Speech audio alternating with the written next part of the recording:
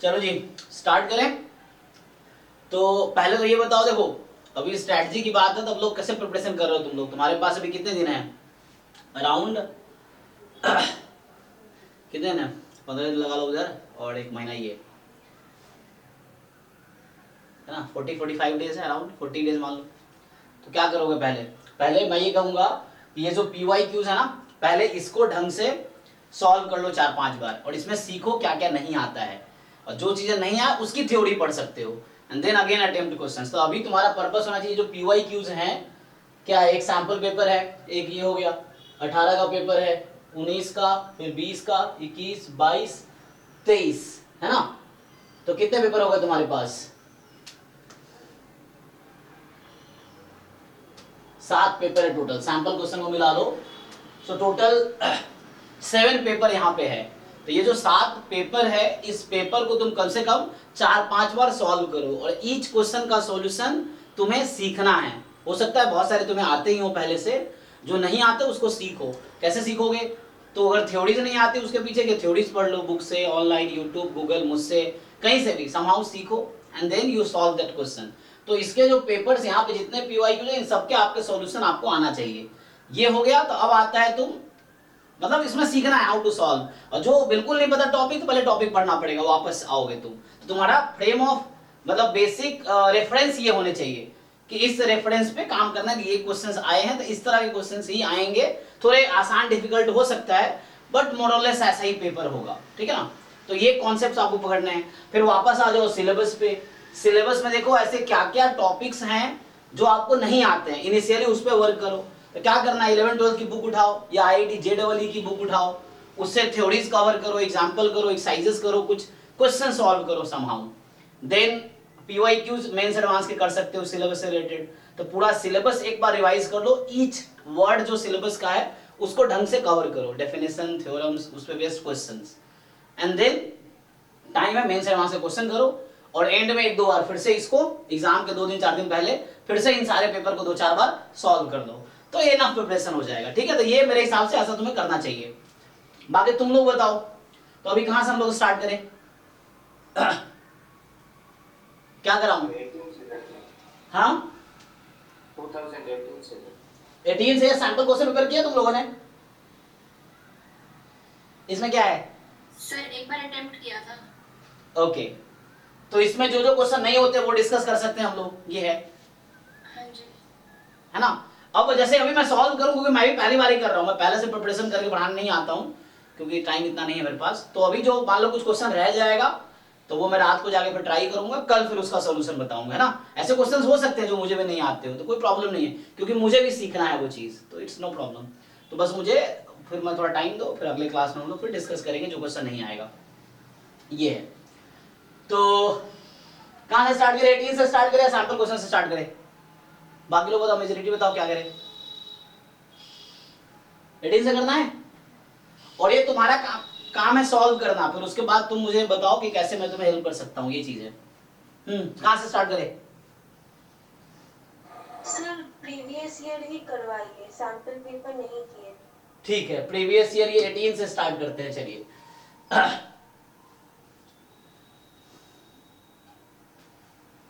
Syllabus last time में देखा ही था कि बस 11-12 का ही मोस्टली सिलेबस है, और प्रोग्रामिंग थोड़ा एक्स्ट्रा है।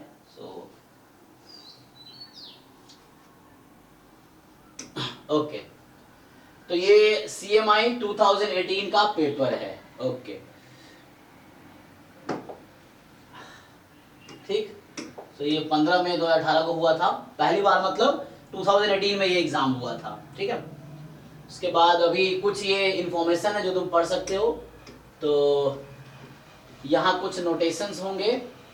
बाकी एक सेशन हमने किया था CMI डेटा साइंस को लेके कुछ दिन पहले, है ना? सौम्य जो है, एक और लड़का सिद्धार्थ, आई थिंक सिद्धांत, इन दोनों के साथ किया था। तो वो तुम देख सकते हो, कट ऑफ वोटा बताया था उसने, किस पार्ट में क्या कट ऑफ रहता है, क्या पैकेज है, उसके बारे में सारे डिटेल्स हैं। तो मेरे चैनल पे ऑलरेडी वो वीडियो अवेलेबल है, CMI डेटा साइंस का, वो है ना कि क्या है, तो उसके बारे में तुम देख सकते हो। 40 पार्ट ए का है जहां तक मुझे याद है। पार्ट ए में 40 मार्क्स का है, अब बताया तो उसने 12 मार्क्स का कट ऑफ जाता है, जैसे उसने बताए थे। और पार्ट बी में 60 मार्क्स का है। कितना कट ऑफ बताया था इसका, याद है किसी को? सेकेंड पार्ट का देखो, उस वीडियो में डिस्कस किया था हमने, जो लोग सेशन बढ़े हैं उनको आइडिया होगा। पार्ट ए का ही होता है। अच्छा, पार्ट ए में तो 12 है, 12 पार्ट होगा, तो उसके बाद ओवरऑल मार्क्स होता है सर। अच्छा हाँ, फिर ओवरऑल, तो ओवरऑल कितना बताया था? Yes, cut off part A का 12 प्लस था, 12 मार्क्स था, और टोटल फिर 100 में से मेरिट बनेगा। 66 मेरी थी सर पिछली बार जनरल। 66 लास्ट था या फर्स्ट राउंड था? लास्ट, अच्छा एक बार ही आता है शायद, एक बार ही होता है सर। ओके, तो 66 मार्क्स कह रहे हो आप। ओके, तो देख लेना उस वीडियो में उसने क्या बताए हैं। मुझे याद लग रहा है 40-50 बताया था, पता नहीं, देख लो एक बार। तो याद नहीं मुझे अभी, मतलब वो देख लेंगे उसमें। सो अभी कहाँ से स्टार्ट करें? यहाँ से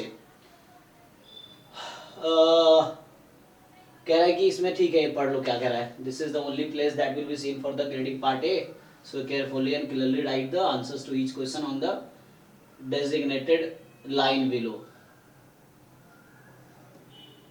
तो ये तो मतलब आंसर देखना है तुम्हारे पास, जितने क्वेश्चंस हैं उसके आंसर्स यहाँ देखना है, वो तो कोई एग्जाम में तुम्हें देखना है।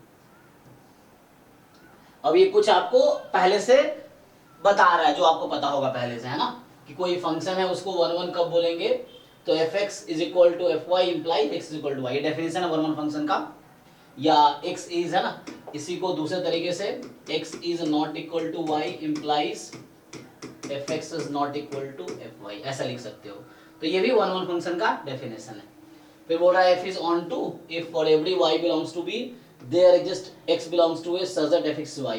दूसरे तरीके से लिखोगे तो range of function is equal to codomain, यही ना, जो फंक्शन का रेंज है वो कोडोमेन के इक्वल आना चाहिए। तो ये ऑन टू का ये भी डेफिनेशन है, तो थ्योरम समझ सकते हो। बाइजेक्टिव मतलब 1 ऑन टू, ये पता है हमें, 1 ऑन टू दोनों होगा। फिर क्या बोल रहा है? Function is said to be invertible if there exist a function g from b to a। ये डेफिनेशन है इनवर्टिबल फंक्शन का, कि f a से b में है, इनवर्टिबल होगा अगर एक फंक्शन g मिलेगा b से a में, इस तरीके से कि f of g of y बराबर y, मतलब f of g is identity function, ठीक है ना, and g of f of x is x, g of f is identity function. तो ये इनवर्टिबल फंक्शन का डेफिनेशन है। f g का इनवर्स है, g f का इनवर्स है। ओके, डिटरमिनेंट ये नोटेशन बता रहा है, ट्रांसपोज ये है। चलिए, तो नोटेशंस हो गए, कुछ इन्फॉर्मेशन तुम्हें दे दिया। अब चलिए यहाँ ट्राई करते हैं। आओ भाई, तो यहाँ से स्टार्ट करते हैं। पहला क्वेश्चन, P कोई इन्वर्टिबल मैट्रिक्स है, A बराबर PB P इनवर्स है, then which of the following are necessarily true.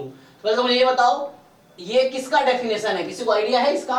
ये किसी वर्ड का डेफिनेशन है लीनियर अलजेब्रा में। Similar matrix. Yes, so this is definition of similar matrix.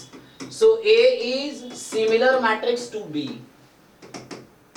ठीक है, तो जिन लोगों को आइडिया नहीं है जाकर पढ़ सकते हो, गूगल कर दो सिमिलर मैट्रिक्स, बहुत सारी इन्फॉर्मेशन आएंगे, कोई ढंग से दो पढ़ लो तो आपको आइडिया मिल जाएगा क्या होता है ये। सो ये डेफिनेशन है सिमिलर मैट्रिक्स का, कि A and B are said to be similar if and only if there exists an invertible matrix P such that A can be written as PB P inverse। और इसी के आगे जाके diagonalisable वाला concept आता है ना, तो उसमें जस्ट B की जगह डायगोनल मैट्रिक्स आ जाता है, तो हम बोलते हैं कि matrix A is diagonalisable.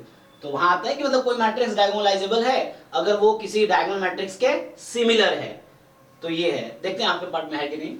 Anyway, तो शायद इसकी जरूरत ना भी पड़े, बस बता दिया ये टर्म जो डेफिनेशन है सिमिलर मैट्रिक्स का। ओके, अब ये कहना चाह रहा है कि which of the following statement are necessarily true. तो जो B होगा वो P इनवर्स AP होगा, हाँ है ना।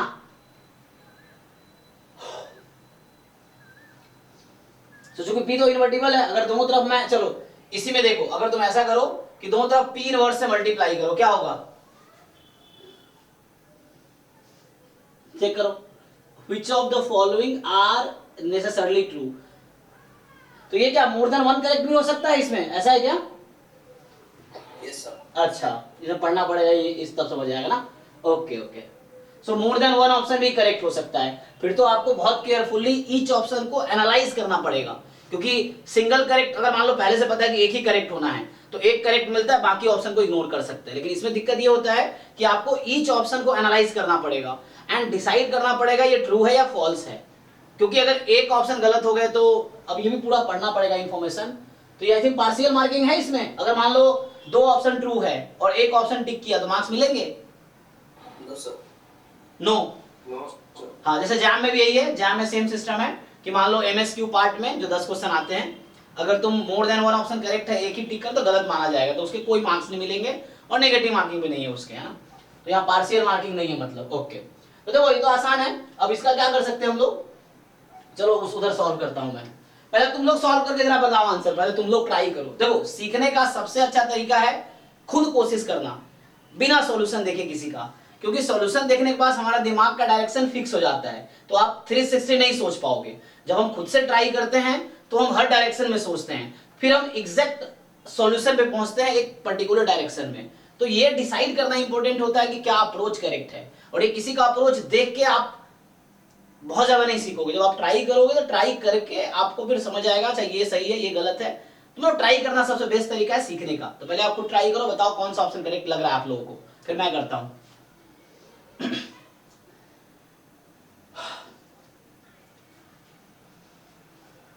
एक बार तुम लोग डिसाइड करो। हाँ,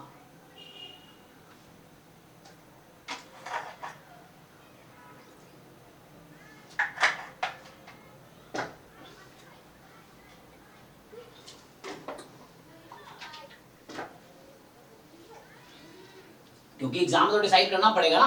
तो अगर तुम यहां डिसाइड नहीं कर पाओगे तो एग्जाम में भी तुम सर्टेन नहीं रहोगे। तो तुम्हें घर पे वो माहौल और उस मतलब तरीके से प्रिपरेशन करना होगा जैसे एग्जाम में तुम परफॉर्म करोगे। अगर घर पे तुम डिसाइड नहीं कर पा रहे हो करेक्ट ऑप्शन क्या है, तो वैसे एग्जाम में कैसे करोगे? तुम्हें घर पे एक वो करना पड़ेगा ना, प्रैक्टिस करो, तुम्हें एक डिसीजन लेना पड़ेगा, ट्रू है फॉल्स है। एग्जाम में तो करना ही है, ये चीज है।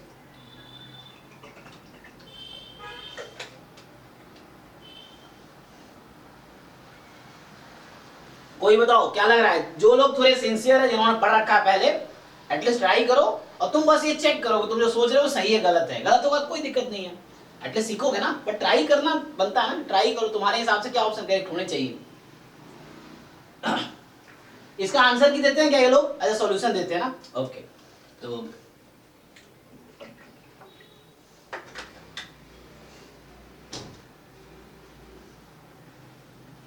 अब फिर से एक और चीज बता रहा हूं, सॉल्यूशन है, तुम सोचोगे सॉल्यूशन देख के कर लेंगे, तो प्रॉब्लम एग्जाम में ये होगा, एग्जाम में सॉल्यूशन नहीं होगा।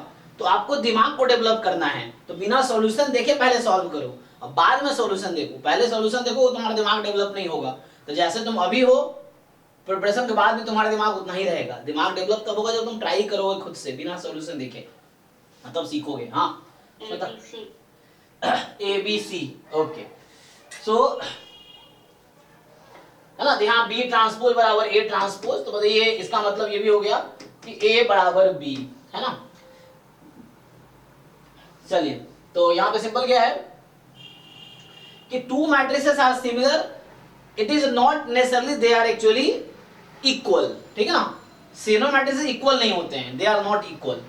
तो ये तो ऐसे ही गलत हो गया, क्योंकि ये कह रहा है दोनों मैट्रिक्स इक्वल है, मतलब दोनों का ट्रांसपोज इक्वल है, मतलब मैट्रिक्स इक्वल है। तो similar matrix is not necessarily equal, तो गारंटी तो नहीं है कि इक्वल होगा, तो ये गलत हो गया। A invertible if and only if B invertible, determinant A equal to determinant B is this. अब देखो ये हालांकि बहुत आसान क्वेश्चन है, तो यहां से क्या करते हैं, और हमेशा क्वेश्चन अपने अप्रोच से ट्राई करो। देखो मैं ट्राई करता हूं, उसमें करना क्या, सिंपली पहले दोनों तरफ P इनवर्स से मल्टीप्लाई करो। जब P इनवर्स से मल्टीप्लाई करोगे तो यहाँ P इनवर्स PI हो जाएगा, तो ये बचेगा BP इनवर्स। अब राइट साइड में दोनों के P मल्टीप्लाई कर दो, तो राइट साइड में P मल्टीप्लाई करोगे तो क्या हो जाएगा, P इनवर्स A P। तो यहाँ राइट साइड में P मल्टीप्लाई कर दो, B P inverse P I हो जाएगा, आइडेंटिटी मैट्रिक्स, और B इंटू आइडेंटिटी B आ जाएगी। तो ये हो गया आपका P इनवर्स AP बराबर B। सो ये तो मतलब करेक्ट है। अगर तुम दोनों पे डिटरमिनेंट ऑपरेट कर दो तो हम जानते हैं determinant of matrix A into B is equal to determinant A into determinant B। ये प्रॉपर्टी है डिटरमिनेंट की कि determinant of matrix A into B determinant A into determinant B, ये होता है। तो लगा दो इस पर, डिटरमिनेंट ऑपरेट करो। जब डिटरमिनेंट दोनों तरफ ऑपरेट करोगे ना तो इसको तुम ब्रेक कर सकते हो, तो ब्रेक करोगे तो क्या हो जाएगा, डिटरमिनेंट। अब यहाँ पे बताओ मुझे A इनवर्स का डिटरमिनेंट का फॉर्मूला क्या है, 1/A determinant. Yes 1/a determinant. So you can apply here. यहाँ हो जाएगा determinant p, determinant b, determinant p inverse, and determinant p inverse is 1 upon determinant p। So p और p cancel हो जाएगा। So यहाँ determinant p, determinant b 1 upon determinant p, ये cancel हो जाएगा। Determinant a is equal to determinant b, तो ये okay है। अब बोल रहा है invertible. So you know if determinant of any square matrix is non zero then it is invertible. तो अगर इसका डिटर्मिनेंट नॉन जीरो तो इसका भी नॉन जीरो होगा, क्योंकि इक्वल है डिटर्मिनेंट। तो matrices are not equal but determinant are equal actually. तो अगर ये नॉन जीरो तो ये भी नॉन जीरो। अब किसी को कंफ्यूजन है तो पूछो। तो ये सीखने का प्रोसेस है। फिर से वो लोग जो अक्सर सॉल्यूशन देख के क्वेश्चन सॉल्व करते हैं उनका एग्जाम क्लियर नहीं होता। मैं फिर बता रहा हूँ, एग्जाम उन लोगों का क्लियर होता है जो खुद सीखते हैं, ट्राई करते हैं, है ना। इट्स नॉट लाइक ये सॉल्यूशन देख के रट्टा मार लिए, नहीं। इनिशियली हाँ जरूरत पड़ती है सीखने के लिए, बट इनिशियली यू ट्राई, और आपके मन में जो क्वेश्चन आ रहा है, जो कंफ्यूजन आ रहा है, वो पूछ सकते हो आप। तो इससे रिलेटेड किसी का मन में कुछ, हाँ सिमिलर जो इक्वल मैट्रिसेस होती है हाँ हमेशा सिमिलर होती है। इक्वल तो सिमिलर होंगी, सिमिलर जरूरी नहीं इक्वल होंगी। If they are equal then they are similar, they are similar they may not be equal। Sir C part समझ में आया। हाँ सी पार्ट में क्या है देखिए कि जैसे, तो मुझे थोड़ा सा आपको उसके पीछे मैं साथ में थ्योरी बता दूंगा ना।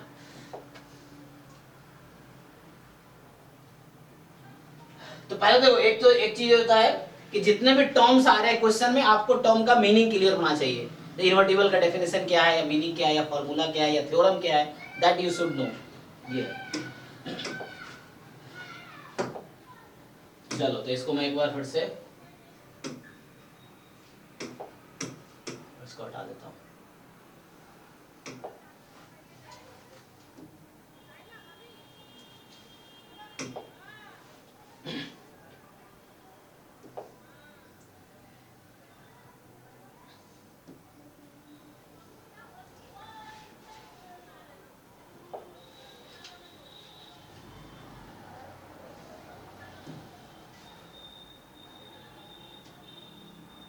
ठीक है चलिए, तो यहां देखो मैं सिंपल बताता हूं। मैं क्या दे रखा है, a बराबर पी बी पी इनवर्स। मैंने कहा दोनों तरफ p इनवर्स से मल्टीप्लाई करो, तो p इनवर्स a बराबर p इनवर्स, या यहां भी p करो। चलो तो लेफ्ट साइड में p इनवर्स, राइट साइड में ये, तो ये p inverse p b p inverse into p। क्या किया, इन दोनों में जो एक्सप्रेशन है लेफ्ट साइड में p इनवर्स, राइट साइड में p, तो ये हो गया। अब ये चूंकि मैट्रिक्स मल्टीप्लिकेशन एसोसिएटिव होता है, मतलब कि a into B C can be written as A B into C, है ना, यही प्रॉपर्टी है।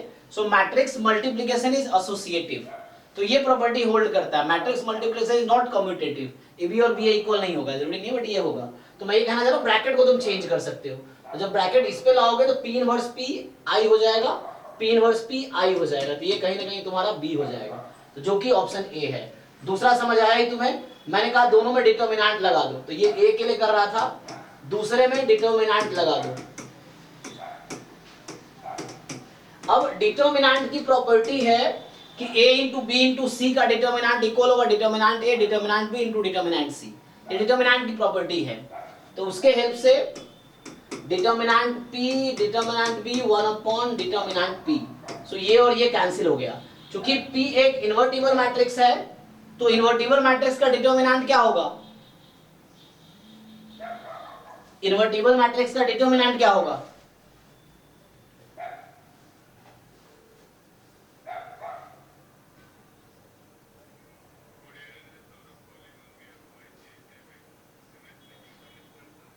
yes tell।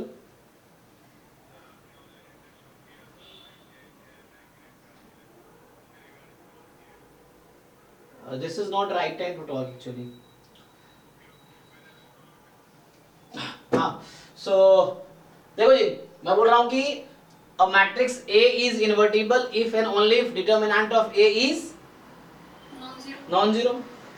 तो इसने यही कहा ना, अभी हमने ये प्रूव कर दिया कि डिटर्मिनेंट A और डिटर्मिनेंट B इक्वल है। तो मुझे ये बताओ ये क्या कहना चाह रहा है, A is invertible मतलब determinant A is non-zero if and only if B is invertible, determinant B is non-zero। तो अगर B स्टेटमेंट ट्रू है, B ऑप्शन, तो C ऑप्शन ऑब्वियसली ट्रू हो गया,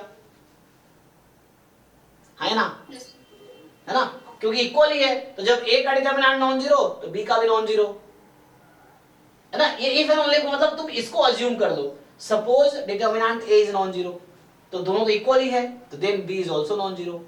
दूसरा केस में होगा suppose B determinant is non zero, then A determinant is also non zero, ठीक है। तो इस तरीके से इसलिए ट्रू हो गया। और किसी को कंफ्यूजन है कुछ? मैट्रिक्स में not be equal, it is not necessary they are equal, ठीक है ना। इसे काउंटर एग्जांपल मिल जाएंगे।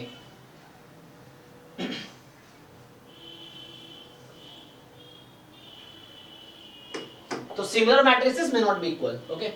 चलो तो अभी दूसरे क्वेश्चन पे आते हैं। अभी भी किसी को कंफ्यूजन हो तो आप पूछोगे तो सीखोगे, ये है।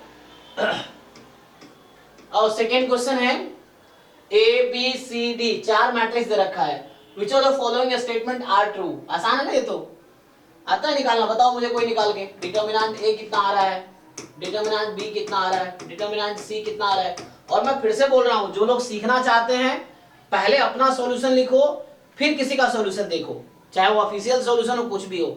सीखने के लिए पहले ये जानना जरूरी है कि क्या आपको आता है और क्या नहीं आता है, तब जाके ये डिसाइड कर पाओगे क्या तुम्हें सीखना है। जब सॉल्यूशन तुम देख लोगे तो या तो तुम्हें ऐसा रियलाइज होगा तुम्हें सब आता है, या फिर रियलाइज होगा तुम्हें कुछ नहीं आता है, और दोनों केस में तुम्हारा नुकसान है। सो बेटर कोई भी पीवाईक्यू आप सॉल्व करो किसी भी एग्जाम के, first solve yourself and then look at the solution. तो उसके बाद ये आपको पता होगा कि आपको क्या क्या नहीं आते हैं, और वो आप सॉल्यूशन देखोगे तो आप सीख पाओगे। उसके बाद फिर से एक बार सॉल्व करो, और ये देखने के लिए कि आपने क्या वो सीख लिया जो पहले नहीं आता था, ये चीज है। एनीवे क्विकली फाइंड करो डिटर्मिनेंट। ए का तो जीरो आएगा, 1 2 3 4 5 6 7 8 9, ये इसका जीरो आएगा। हाँ सर बी और सी का भी 1 2 3 4 5 6 7 8 9, चूंकि जो बी है वो ए का ट्रांसपोज ही तो है ना। अच्छा तो सबका अलग अलग निकालने की जरूरत नहीं है, डिटरमिनेंट की प्रॉपर्टी यूज करवाना चाह रहा है एक्चुअली। तो है ना, तो मुझे याद ही है, क्योंकि है ना 1 2 3 4 5 6 7 8 9 जब लिखो डिटरमिनेंट जीरो ही आता है, तो ये मुझे पहले से बात। अब बी जो है ए का ट्रांसपोज है, तो मुझे पता है कि determinant of A is always equal to determinant of A transpose, इसलिए ए बी का डिटरमिनेंट तो इक्वल ही आएगा, ट्रांसपोज है ना 4 5 6, यस। सो ओके हो गया। अब सी में क्या हो रहा है देखो, ए और सी, तो यहाँ प्रॉपर्टीज ऑफ डिटरमिनेंट यूज हो रहा है, और ये सब 11 12 का कॉन्सेप्ट है, क्लास 12 के एनसीईआरटी में चैप्टर 4 है डिटरमिनेंट, वहां जाके देख सकते हो। अब यहाँ क्या हो रहा है 1 2 3 4 5 6 7 8 9, तो इन्होंने क्या किया, मैट्रिक्स ए में 2 रोज को इंटरचेंज कर दिया। तो मुझे बताओ कोई, when we interchange 2 rows of a matrix what happens? Sign change हो जाता है, yes. So sign of determinant changes.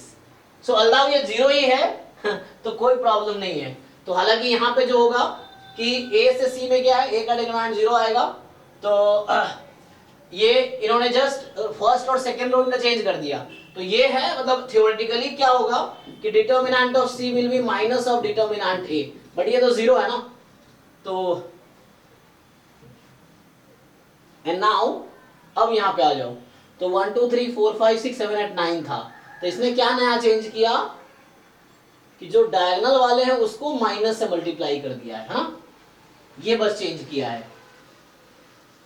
Okay तो यहां से ये समझ आ गया डिटरमिनेंट ए बी सी तीनों जीरो होगा।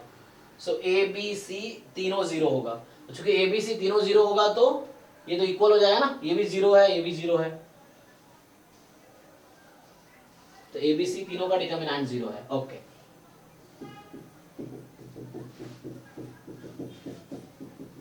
तीनों जीरो होगा। चलो अब डी पे आते हैं, तो डी में क्या करोगे बताओ।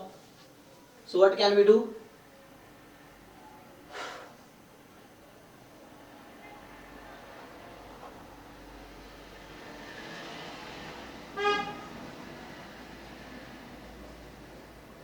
कोई प्रॉपर्टी यूज करो, डायरेक्ट एक्सपैंड करोगे।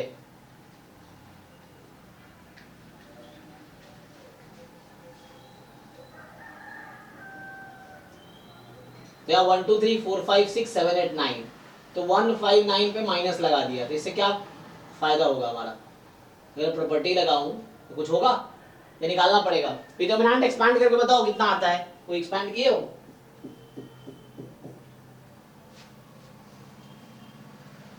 ये सर 82 आया है। 82 आ रहा है, बाकी लोग भी देख लीजिए आपका क्या आ रहा है।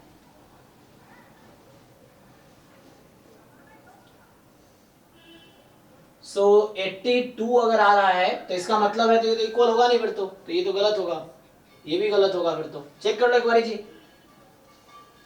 कुछ कंफ्यूजन है तो बताओ। तो एबीसी तीनों चूंकि रिलेटेड है, डायरेक्टली हो गया इसका, डायरेक्ट मुझे है ना, डायरेक्ट प्रॉपर्टी मुझे लग रहा है कोई समझ मुझे आ रहा है जिसे डायरेक्टली लगा सकते हैं। तो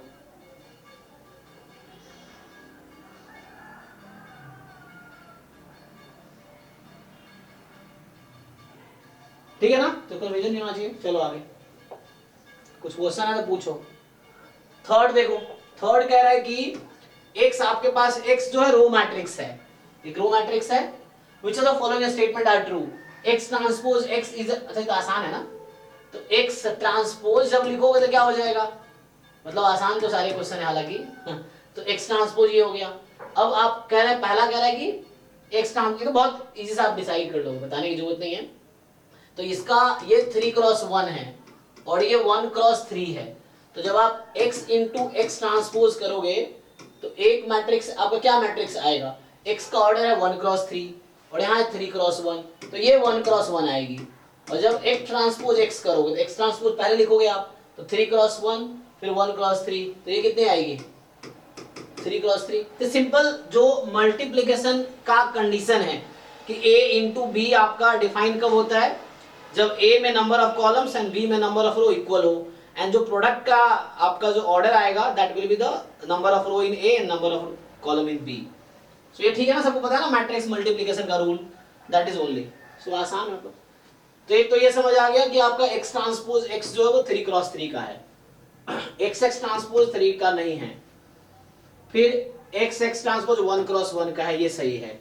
ये दोनों इक्वल हो सकता है क्या, बताओ 1x1 की मैट्रिक्स और 3x3 की मैट्रिक्स कभी इक्वल हो सकती है?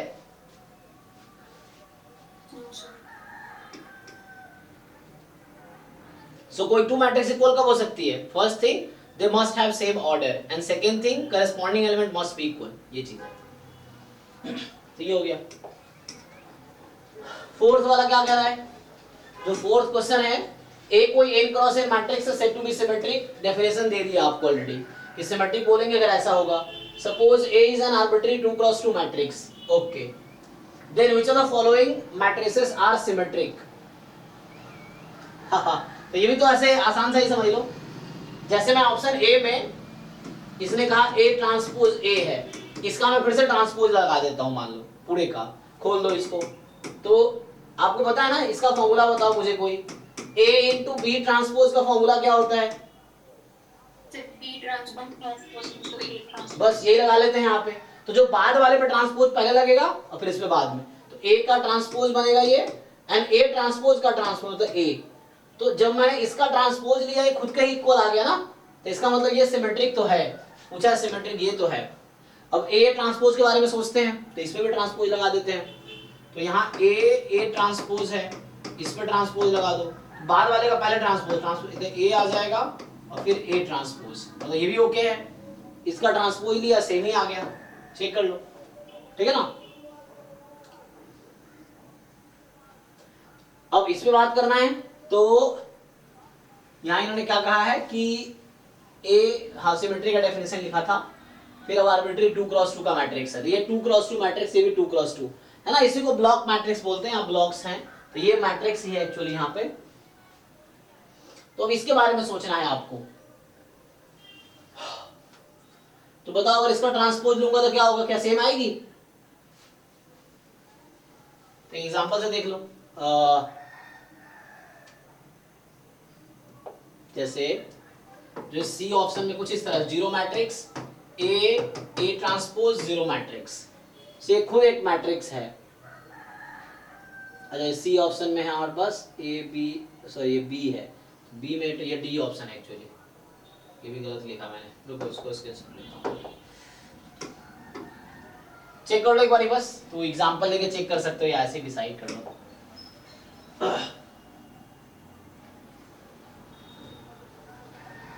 सर इसका ट्रांसपोज लेकर के मतलब और A transpose is equals to A given है तो उससे नहीं हो जाएगा? नहीं गिवन नहीं है, आप गलत मतलब मत समझो, वो डेफिनेशन लिखा हुआ है उसमें, गिवन नहीं है। ये आपको गिवन नहीं है कि सिमेट्रिक है, इस लाइन का इस क्वेश्चन से कोई रिलेशन नहीं है।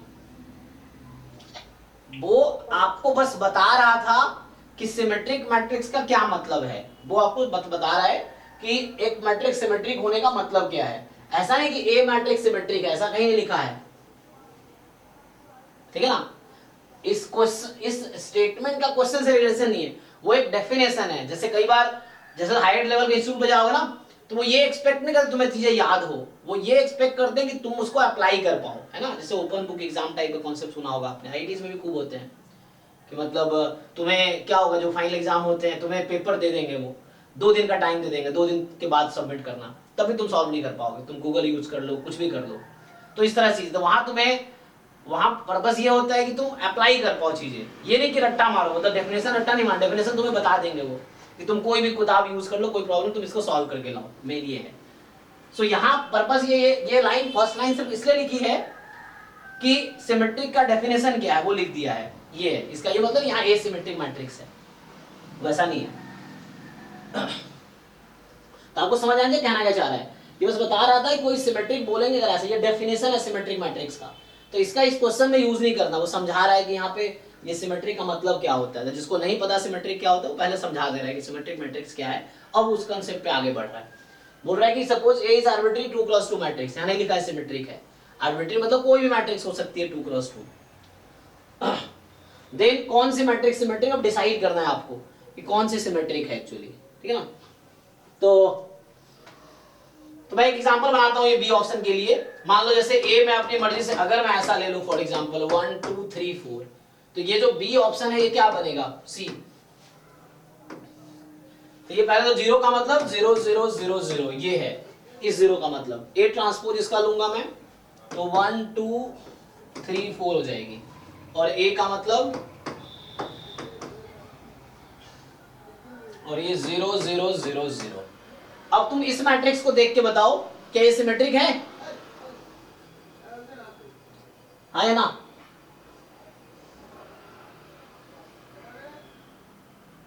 बताओ भाई, ये तुम्हारा डायगोनल है, so is it a symmetric matrix. मैं एबीसीडी ले सकता था, is it a symmetric matrix, yes sir. Okay. तो यहाँ इवन मैं एबीसीडी लेता, एबीसीडी आर्बिट्री एलिमेंट, तब भी इस तरह ही बनते, तब भी सिमेट्रिक होता, क्योंकि 0 0 1 3 0 0 1 3 0 0 2 4 0 0 2 4 1 2 0 0 1 2 0 0 3 4 0 0 3 4 0 0। So this option is okay, check कर लो। अब यहाँ पे डी ऑप्शन में क्या होगा, डी ऑप्शन जो है, सो डी ऑप्शन मैं लिखता हूं, तो यहां बनाता हूं डी ऑप्शन कि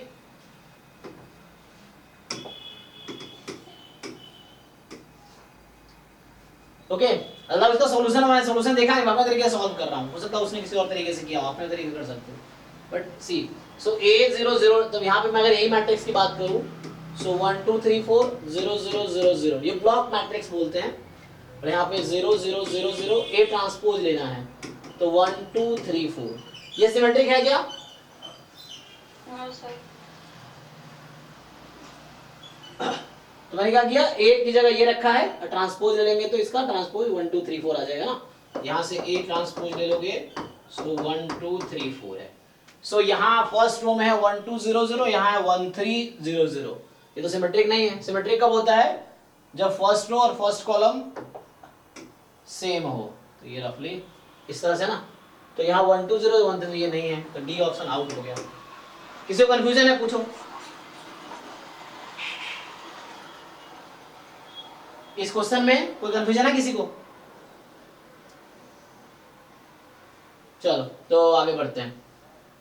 तो मैंने आर्बिट्री एक मैट्रिक्स बना लिया और देख लिया उससे, यहाँ मैं एबीसीडी लूंगा तब भी होगा, तो ये सी वाला जो ऑप्शन ए, अच्छा यहाँ ऐसे लिखते हैं एबीसीडी, तो ए सी तो सिमेट्रिक है क्योंकि मैंने सिमेट्रिक ट्रांसपोज दिया, खुद के इक्वल है। यहाँ तुम देख कैसे देख के बता सकते हो, तो इस वजह से डिसाइड कर लिया ये सिमेट्रिक नहीं है।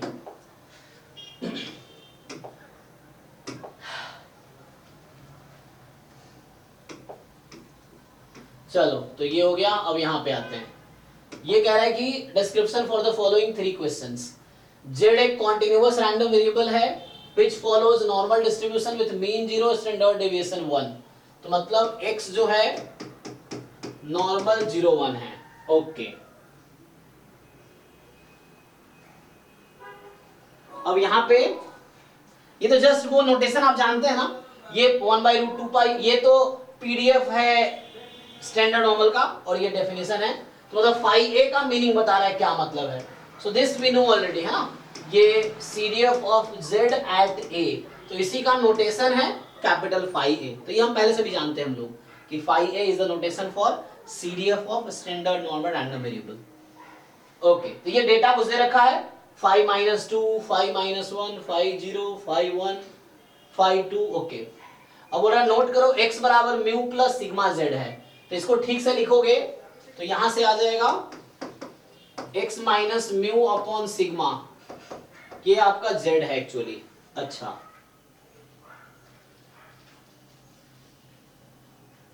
शुरू में सॉरी यहां मैंने थोड़ा गलत लिख दिया ना, ये z था एक्चुअली है ना, ये मैंने गलत लिख दिया था। z एक कॉन्टिन्यूअस रैंडम वेरिएबल है, यहाँ z है नॉट x, तो ये z है और x माइनस म्यू है, जितने हम समझता हूं x जो है वो नॉर्मल म्यू सिग्मा स्क्वायर है। ठीक है इट्स फाइन। तो this is normal with mean 0 standard deviation sigma variance sigma square, तो ये सब हमें पता है पहले से चीजें।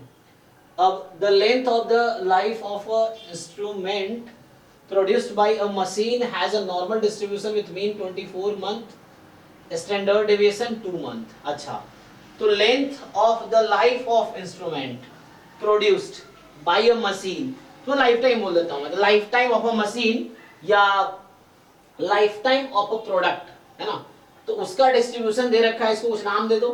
तो lifetime को t बोल दो फॉर एग्जांपल। सो lifetime जो है ये है नॉर्मल 24 कॉमा स्टैंडर्ड डेविएशन 2 है, ठीक है ना, तो वेरिएंस 4 हो जाएगा। मेन 24 एंड स्टैंडर्ड डेविएशन 2 मतलब वेरिएंस 4 हो गया। ओके तो पूछना क्या चाह रहा है ये, the probability that the instrument produced by this machine will last less than 18 month. So probability t less then 18, तो ये 5 ऑफ 18 हो जाएगा, यही ना। ओ सॉरी पहले इसको स्टैंडर्ड बनाओगे। अच्छा 5 में नहीं लिखना है मुझे ना, मतलब ये t नॉर्मल स्टैंडर्ड नॉर्मल होगा तब जाके वो लिख पाएंगे ना, तो पहले स्टैंडर्ड बना सकते हो इसको तुम। तो देखते हैं ऑप्शन कैसे कह रहा है, so we can decide easily. बताओ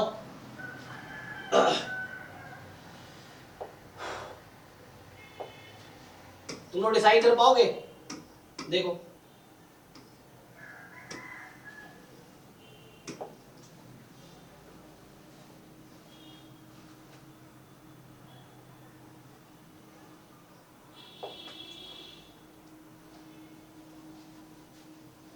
बोलो भाई। तो जो t है उसका डिस्ट्रीब्यूशन है नॉर्मल 24,4। तो आपसे पूछ रहा है कि t लेस देन 18 किसके इक्वल आएगा। तो t लेस देन 18 का मतलब अगर तुम्हें चूंकि ये स्टैंडर्ड लिखा है तो t minus 24/2 less than equal to 18 minus 24/2, so ये z बन जाएगा, देयर इज नो प्रॉब्लम। तो less than equal to 18 minus 24 कितना हो गया, -6/2 -3, तो ये हो जाएगा। चेक कर लो भाई। हाँ so this you can write, तो 5 ऑफ -3। तो पहला बताओ तुम्हें, तुम लोग देख के, इज इट ट्रू, क्या तुम्हें लग रहा है ये ट्रू है। t का डिस्ट्रीब्यूशन क्या है, t नॉर्मल 24/4 है, तो इसका पीडीएफ लिखिए, तो स्टैंडर्ड का पीडीएफ है, ये गलत है। यहाँ पीडीएफ किसका लिखा हुआ है, ये भी गलत है। सो यहां से देखो ध्यान से, अब इसको मैं क्या लिख सकता हूं, 5 of -3 which is 1 minus 5 of 3। जरा देख के बताओ 5 3 की वैल्यू क्या दे रखी है इन्होंने, 5 3 की वैल्यू इन्होंने क्या दे रखी है,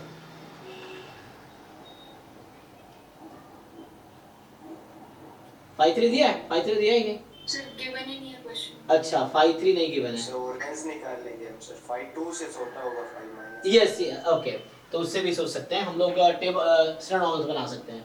तो हमें 5 2 दे रखा है ना इसने, 5 2 पता है 0.98। ओके सो जो 5 फंक्शन है इज एक्चुअली CDF है ना, and CDF is non decreasing. Okay तो उससे आइडिया मिल जाएगा, ठीक है, तो उससे एक आइडिया मिल जाएगा। तो हमारा ये आंसर है 1 माइनस 5 3। अब मैं आपसे अगर पूछूं कि 5 3 और 5 2 में क्या रिलेशन है,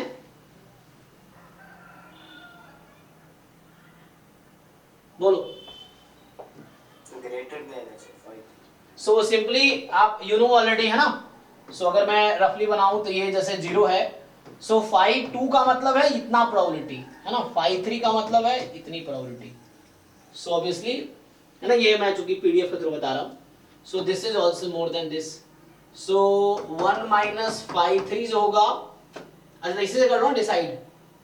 सो तुम्हें क्या 1 माइनस 5 3 है ना, सो this is less then 1 minus 5 2। 5 2 question में गिवन है, 5 माइनस 2 भी आई थिंक डायरेक्टली गिवन है ना, तो 5 माइनस 2 यूज कर लेते हैं हम। हाँ 0.02 डायरेक्टली -2 था, तो वैसे भी हो जाता। समझ पा रहे तुम लोग? मैं दो तरीके से, तो इतना ना करें हम, डायरेक्टली हमारा आंसर आया हुआ है 5 माइनस 3, तो मैं ऐसा सोचूं कि 5 ऑफ -3 एंड 5 ऑफ -2। बताओ, तो -2 यहाँ होगा एंड -3 यहाँ है। सो -3 के पीछे की प्रोबेबिलिटी कम है, ये लेस देन होगी, और 5 ऑफ -2 क्वेश्चन में गिवन है actually, so you can use this data, है ना। So 5 of -2 is given as 0.02। Yes yes, ठीक है ना। तो ये so 5 of -3 is less than 0.02, तो ये करेक्ट है। तो इसकी वैल्यू आएगी less than 5 of -2 which is 0.02। So ये तो पक्का है, ये होगा। अब ये बोल रहा है माइनस इनवर्स से 18 लूंगा 1/√2 पाई सिग्मा स्क्वायर e की power -12 x minus mu by sigma whole square. तो ये सोच सकते हैं, है ना, बिकॉज जब हम ऐसा लिखते हैं, अल्लाह लिखिए सेम ही चीज रहा है। सो हम लोग क्या करते हैं, जैसे probability t less than equal to 18 है, तो हम क्या करेंगे, माइनस इनवर्स से 18 ft of t dt example के लिए। अगर किसने x में लिखा है, मैं t में ही लिख देता हूं। अब जब लिखोगे तुम्हें हर ऑप्शन से डिसाइड करना है ट्रू है कि फॉल्स है, यानी एक ट्रू मिल गया आगे बढ़ गए। यू हैव टू थिंक कि ट्रू है या फॉल्स है, डिसाइड करना पड़ेगा, देन आगे बढ़ना है। सो यहां से ये, अब t का PDF लिख लो, t क्या था, सो t वाज नॉर्मल 24,4, तो इसका आएगा 1/√2 पाई, बाहर है सिग्मा, इनसाइड सिग्मा स्क्वायर हो जाएगा, सिग्मा स्क्वायर इज 2 स्क्वायर, फिर ऐसे ही e की power -12 t minus mu on sigma whole square dt, ठीक है। सो ये जो लिखा हुआ है सिग्मा मतलब यहाँ पे 2 ही है, दिस इज आल्सो ट्रू। एक बार चेक कर लो बाकी लोग। Yes sir. सो इसमें CD करेक्ट है। तो मतलब सिंपली एक नॉर्मल डिस्ट्रीब्यूशन है, बेसिक आपका अंडरस्टैंडिंग चेक कर रहा है कितना अंडरस्टैंडिंग है आपको नॉर्मल का, ये।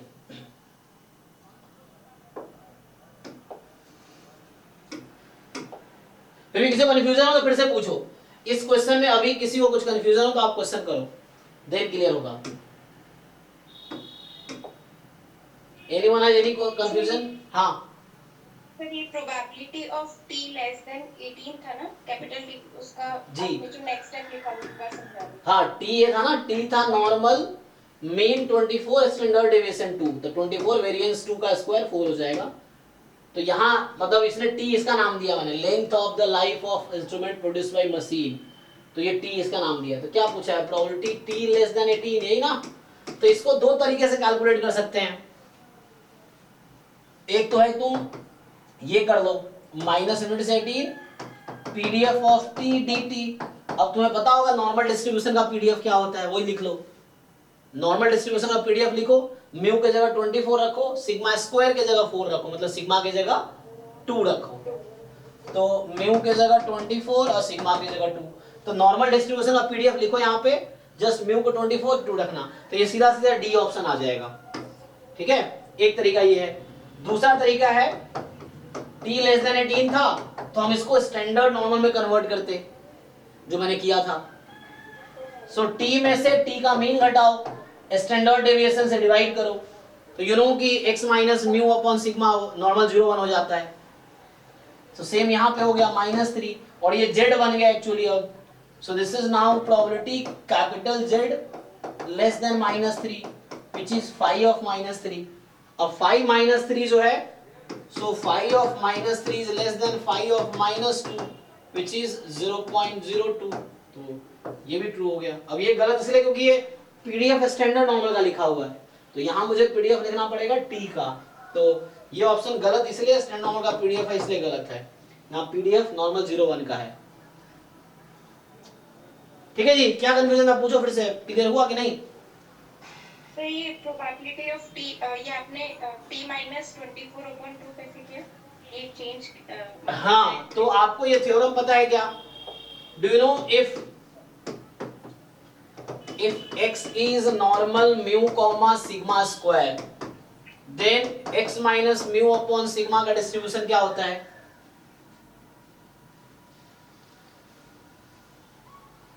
नॉर्मल 0 हाँ रंजीत श्रिया, ये यही तो किया हमने, इसको बोलते हैं स्टैंडर्ड नॉर्मल में कन्वर्ट करना।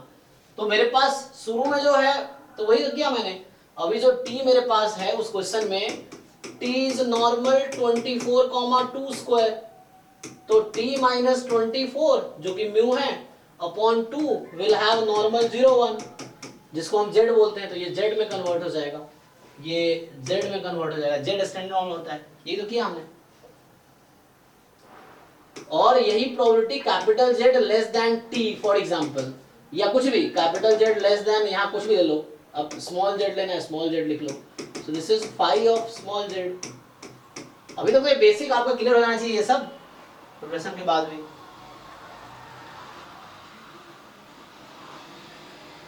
क्या कंफ्यूजन है पूछो, अभी भी क्या कंफ्यूजन है? मीन घटाया, इसने डिवाइड किया, ये थ्योरम लगा रहे हैं।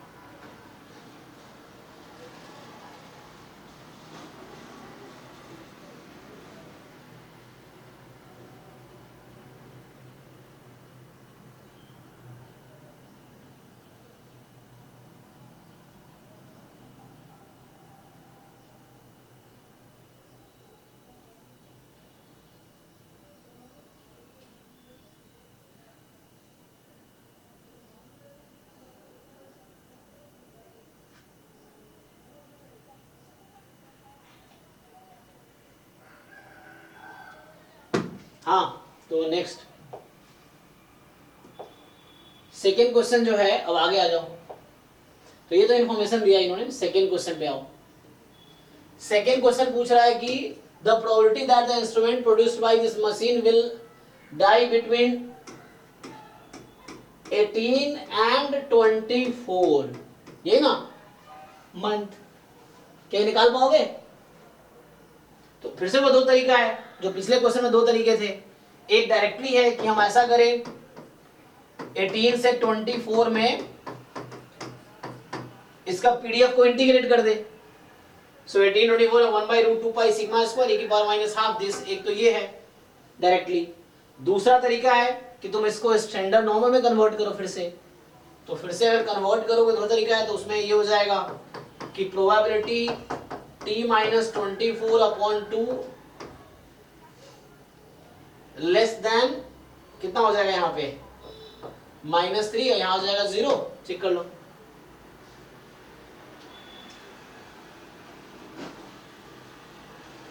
सो कितना हो गया? z हमारे पास, दिस इज z।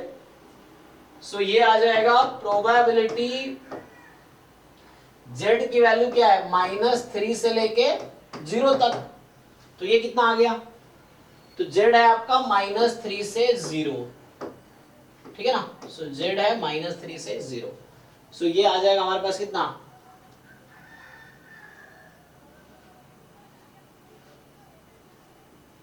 बनाओ, कन्वर्ट कर लो तो इजी है। -3 0 में वही होगा जो 0 से 3 में होगा।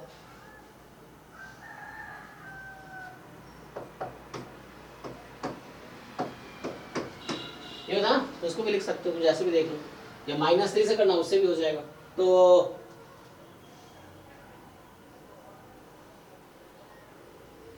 अब बताओ भाई क्या कर सकते हो। तो ये तुम्हारा हो जाएगा 53 माइनस 50, 53 माइनस 50, 50 मतलब हाफ, है ना। तो इससे कंपेयर कर लो। सो 50 तो हाफ हो गया, तो 53 माइनस 50 हाफ। देख लो 53 को कंपेयर कर लो, किससे कंपेयर करोगे, जो गिवन वैल्यूज हैं। सो 53 को कंपेयर किया जा सकता है। तो ये तुम्हारे पास अभी जो आंसर आया हुआ है दैट इज एक्चुअली, ठीक है। तो अभी जो आंसर आपके पास है दैट इज 53 माइनस 50, 50 हाफ है। तो अब ये कंपेयर कर लो, जो ये 53 है माइनस 1/2, ये 50, ये मोर देन हो जाएगा 52 माइनस 1/2। 52 की वैल्यू क्या है देख लो, 5 प्लस 2, तो 5 प्लस 2 जो है 0.98, देखो तो 0.98, तो ये 0.98 माइनस 0.50, तो कितना आ गया 0.48, चेक कर लो। सो इसकी वैल्यू 0.48 से ज्यादा है ना, तो ये चीज है 0.48। सो 0.48 और 0.48 इज इटसेल्फ मोर देन 0.40, तो इसका मतलब है ये तो ट्रू है। ठीक, देख लो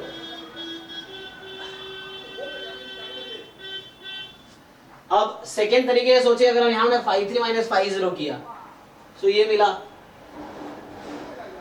और यहां क्या था, यहां भी तो वैसे ही बनता ना, ये क्या था 50 माइनस 5 ऑफ -3, तो बनता तो वही चीज।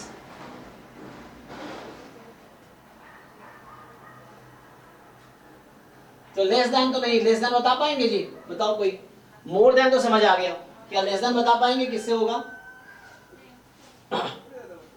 अच्छा, तो लेस देन का ये तरीका है कि लेस देन हाफ, तो ये जो वैल्यू 53 माइनस हाफ, ये लेस देन हाफ कब हो सकता है,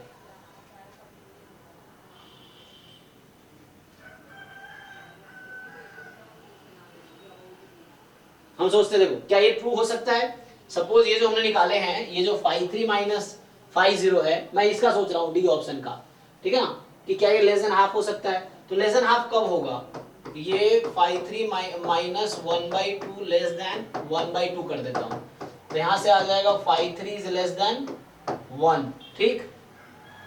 और बाकी वैल्यू जरा देखो, सो 53 लेस देन 1, तो क्या लगता है, क्या 53 लेस देन 1 होगी। तुम ये जानते हो कि 53 इज मोर देन 52, राइट, और 52 किससे ज्यादा है, 52 वैल्यू कितनी रखी है क्वेश्चन में 0.98, ये लिखा था हमने 0.98 ये होता है। तो 53 0.98 से ज्यादा होगा, और ये बोल रहा है 53 1 से कम होगा। सो बताओ क्या लगता है तुम्हें, क्या ये 1 से कम होगा।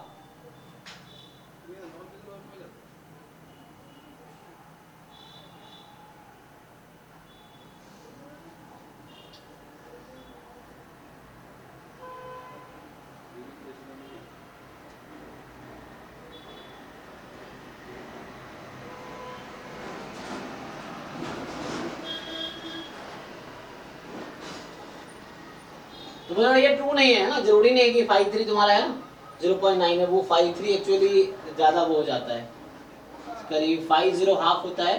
सो 53 बहुत लार्ज वैल्यू आएगी, लार्ज क्या आएगी मतलब 1 5 मतलब क्या सीडीएफ है ना, ओके एक मिनट, 5 इज द सीडीएफ, तो सीडीएफ क्या होगा, हाँ यस यस। सो ये स्टेटमेंट ट्रू है या फॉल्स है, ये बताओ कोई भी जिसको समझ आ रहा है।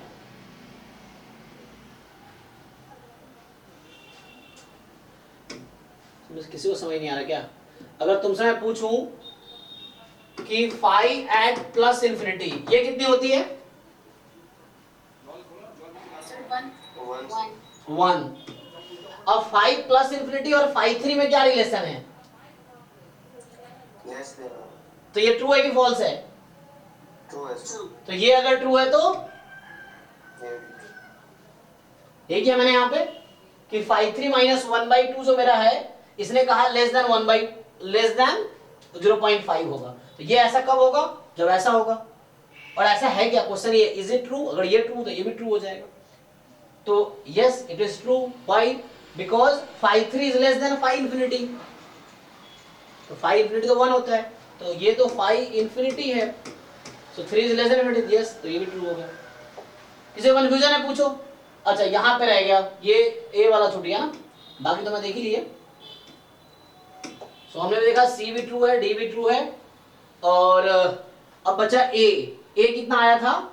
ए तो हमारा आंसर आया 5 3 माइनस 5 0 आया है। तो 0 से 3 के बीच की प्रोबेबिलिटी ना, 0 से 3 ये वाला आंसर है एक्चुअली। अभी ये आया हुआ है, या माइनस ले सकते हो।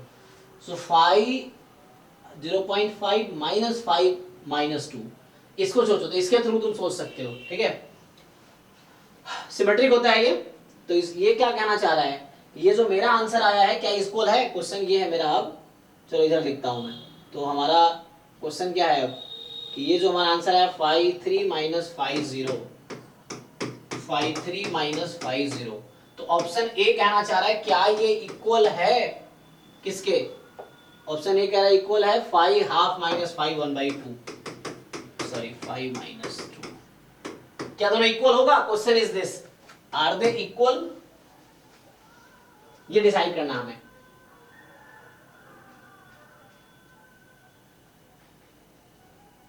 तो देखो मैं बताता हूं ये क्या रिप्रेजेंट कर रहा है। देखो सो ये 0 है, सो ये रिप्रेजेंट कर रहा है इस प्रोबेबिलिटी को, ठीक है, इस वाले पोर्शन के प्रोबेबिलिटी को। ये पीडीएफ है, ग्राफ जो है स्टैंडर्ड का पीडीएफ है। So left side represent this, right side किसको रिप्रेजेंट कर रहा है? आपका 5 है ना, इसको और सिंपलीफाई फर्दर कर सकते हो, 5 हाफ माइनस 5/2। तो हाफ इस बीच में आया होगा 1/2, और माइनस 2 यहां रहा होगा, मान लो माइनस 2 इधर है, तो ये माइनस 2 है। सो इस बीच की प्रोबेबिलिटी है। सो डू यू थिंक कि ये जो प्रोबेबिलिटी है, जो भी ब्लैक सेट कर रहा हूं, जो रेड सेट कर रहा हूं, दोनों इक्वल आएगा? यस और नो? सो देखो नो सर। ये 0 से -2 वाली 0 से 2 वाली के इक्वल रहेगी, ये कोई दिक्कत नहीं है। 0 से -2 का जो पोर्शन है वो उतना ही रहेगा जो 0 से 2 है, इट्स ओके। अब यहाँ एक्स्ट्रा कितना है? यहाँ एक्स्ट्रा है 0 से हाफ, और यहाँ एक्स्ट्रा है 2 से 3। तो क्वेश्चन ये 0 से हाफ में जो है और 2 से 3 में इक्वल आएगा? नहीं, नॉट नेसेसरली, है ना। 5 3 माइनस 5 2, 5 हाफ माइनस 0 नहीं आएगा, नहीं होगा, तो ये गलत होगा। चेक कर लो।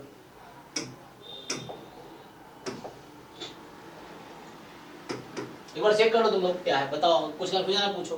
सर आंसर करेक्ट है सर। ओ करेक्ट है। अरे फिर ऐसे कैसे हो रहा है? एक मिनट, तो तुम्हें डिसाइड करना पड़ेगा। सर मतलब वो गलत है सर, ए कैसे ट्रू हो सकता है? नहीं, अगर एरिया इक्वल हो गया तो इक्वल हो भी सकता है ना, ऐसे जरूरी थोड़ी, तुम्हें डिसाइड करना पड़ेगा फिर। मतलब तुम ये कह रहे हो उसमें पूछा हुआ है, मतलब उसमें 4 ऑप्शन करेक्ट है आंसर की में। Yes sir. अच्छा तो देखते हैं फिर हम कहीं गलती कर रहे होंगे, तो मैं गलती कर रहा हूँ कहीं पे, चेक कर लेते हैं दोबारा। कॉन्सेप्ट तो वही है। तो हमने जो सॉल्व किए, okay let's solve once again. तो हमने अभी डिसाइड किया, तो यहाँ मैं गलती कर रहा हूँ, है ना। ए को सोचना है कि हाउ टू प्रूफ, तो मतलब इसका मतलब मुझे दिखाना पड़ेगा कि इक्वल है क्या। तो ये है ना, हमने ऐसे ही लॉजिकली देखा, तो यहाँ देखो ये है माइनस, है ना, -2 से हाफ की प्रोबेबिलिटी और 0 से 3 की प्रोबेबिलिटी, ये इक्वल है, ये देखना है। तो मतलब मुझे सोचना पड़ेगा कि प्रोबेबिलिटी z बिटवीन वो है 0 और 3, क्या ये इक्वल है प्रोबेबिलिटी z बिटवीन -2 एंड 1/2, ये आपको डिसाइड करना होगा। So how can you prove they are equal? Table से। टेबल में मुझे क्या क्या पता है, लेकिन टेबल में मुझे तो 2 का तो पता है और 3 का नहीं पता है। लेकिन मतलब यहाँ जो वैल्यू मुझे दे रखी है इन लोगों ने क्या क्या दे रखी है, इन लोगों ने मुझे वैल्यू दी है -2 पे, -1 पे, 0 पे, 1 पे, 2 पे। 1/2 पे तो है ही नहीं, okay, but still we need to proof. ठीक है, अगर देखते हैं कहीं कहीं हो सकता है तो उसको हमें कहीं कहीं प्रूफ करना पड़ेगा। तो यहाँ 2 से 3 के बीच में एक्चुअली ग्राफ नीचे है ना, तो ये एरिया हमारा कम है। यहाँ 0 पे तो पीक है ना इसका, तो 0.5। तो समहाउ मुझे इसको प्रूव करने का मतलब, ये प्रूव करने का मतलब ये हो गया कि 0 से 2 की प्रोबेबिलिटी और -2 से 0 की प्रोबेबिलिटी इक्वल है। Proving this equal means proving this equal, and this proving means probability z 0 से 1 से, अब हो जाएगा यहाँ 0 से 2 से 3।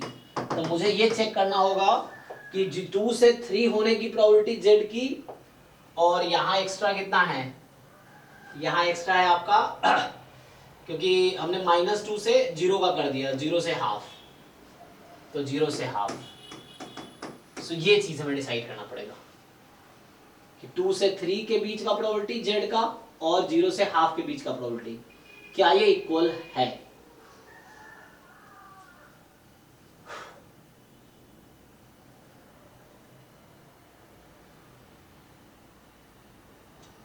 इक्वलिटी दिखाना थोड़ा चैलेंजिंग टास्क है यहाँ पे, क्योंकि इक्वलिटी दिखाने का मतलब है, अच्छा फाई इज एक्चुअली CDF। तो CDF का मतलब हो गया नॉन डिक्रीजिंग राइट कॉन्टिन्यूअस। तो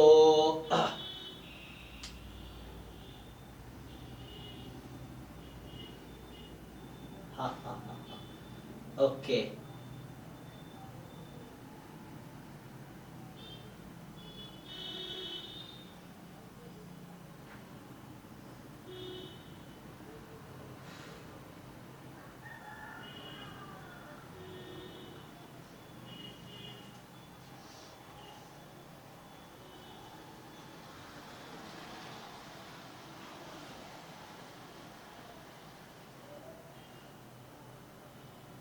ठीक है। तो इसके एवज में मैं अगर ऐसा करूँ, ये 2 से 3 के एवज में ये जो है अगर यहाँ ऐड करूँ,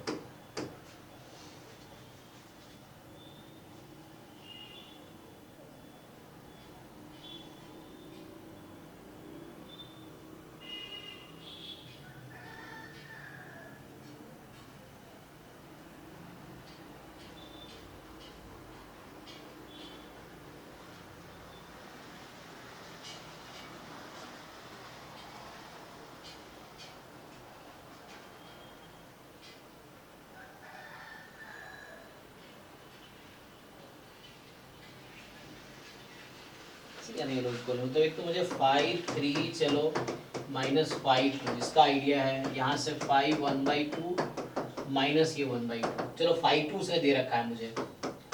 सो 5 unless you have a table, कैसे डिसाइड करोगे तुम कि ये आएगा। दिस वैल्यू कहीं ना कहीं 0.02 एंड -0.05। सर यहाँ हाफ क्यूब की जगह आपने हाफ लिखा है, ये नीचे वाले स्टेप में 5 3 - 5 2। हाँ, इसको मैं इधर बुला रहा था एक्चुअली, एक मिनट, ये मैं ऐसा कर रहा हूँ, तो हाफ इधर बुला, ये इधर चला गया, तो ऐसा लिख सकता हूँ ना 5 2 - 5 0, ये हो गया ना, ये है। तो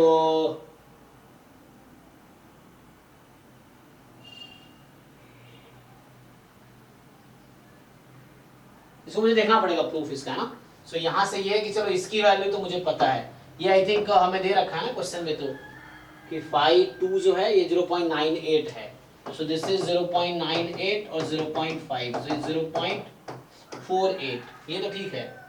सो 5 3 - 5 हाफ एग्जैक्टली 0.48 हो रहा है। तो टेबल अगर यूज करें तो डायरेक्टली दिख जाएगा मुझे, ऐसे हम कैसे बिना टेबल के डिसाइड करें, ये है। तो या तो इंटीग्रेशन करें, तो इंटीग्रेशन करना is not a easy task. अगर 5 3 निकालने का मतलब है किसी को ये इंटीग्रेट करना होगा -∞ से 3 1/√2 पाई e⁻⁻½ z² dz। कैसे करोगे इंटीग्रेट इसको,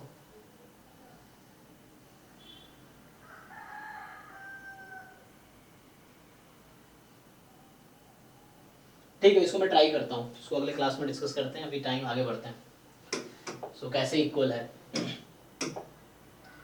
तो इसमें भी एक ये रहेगा प्रूव करना इसमें कि जो सेकेंड क्वेश्चन है कि इसका आंसर एक्चुअल में आंसर तो हमारा ये आया हुआ है, एक्चुअल आंसर है 53 माइनस 50, और ये ऑप्शन ए चूंकि कहना चाह रहा है कि इसका आंसर और इसका आंसर सेम रहेगा।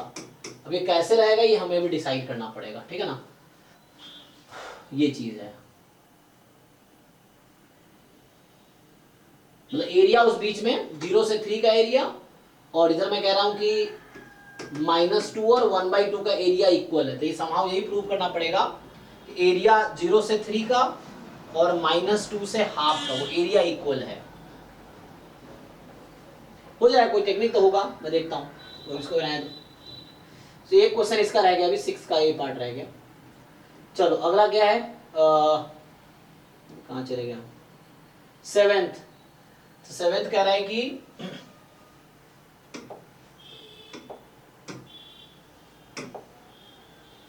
क्या कह रहे हैं 7th, out of a large number of instrument produced by this machine the percentage of instruments that will last more than 26 month approximately. So फिर से वही, out of large number of instrument produced, बहुत सारे produce किए गए bye this machine, तो क्या percentage है इंस्ट्रूमेंट का that will last more than 26 month.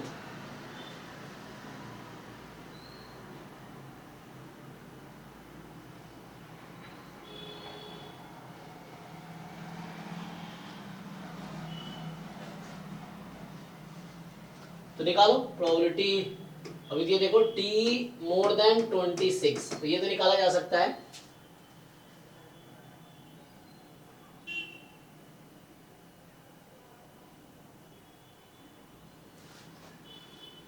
तो इसको सिंप्लीफाई करो, सो t minus 24 upon 2 more than 2 upon 2 मतलब 1 हो गया, तो ये हो गया प्रोबेबिलिटी z मोर देन 1।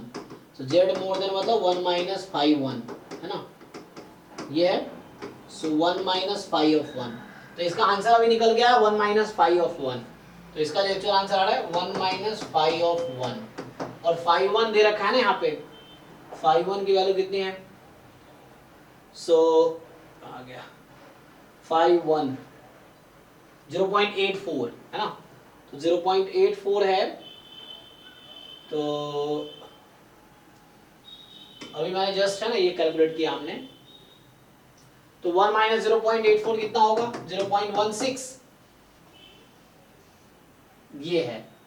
सो कितना हो गया ये क्वेश्चन में रखा है 0.84, तो इक्वल टू 16, तो मोर देन 15, ट्रू और फॉल्स, ठीक, लेस देन 14 नो, चेक कर लो,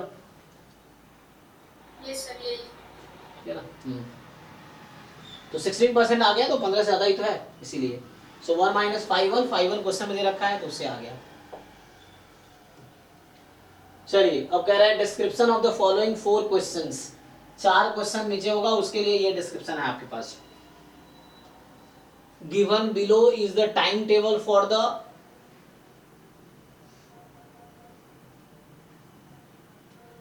given below is the timetable for a transcontinental train cutting across several time zones. All times given below are local time in respective cities. It is given that the average speed between any two cities is same for the both way journeys. So it is given that the average speed between any two cities is same. Both way journey, ठीक है, दोनों journey से रास्ता same है।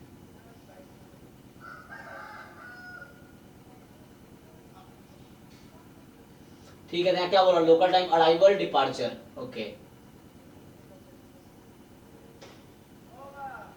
Departure 6 बजे हुआ, तो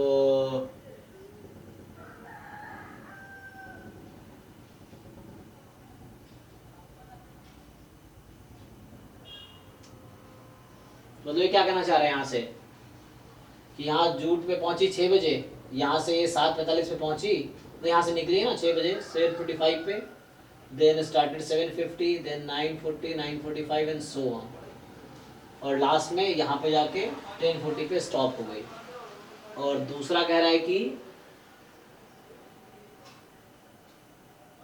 10:40 पे ना सुबह 8 बजे AM यहाँ से चली, फिर अराइवल 12:55, फिर डिपार्चर हुआ 1 एंड सो 1 चल रहा है। ठीक है, पूछना क्या जा रहा है? तो आपसे ये पूछना चाह रहा है कि which of the following pair of cities are in the same time zone? So इनमें से कौन कौन सा सिटीज है जो सेम टाइम जोन में है?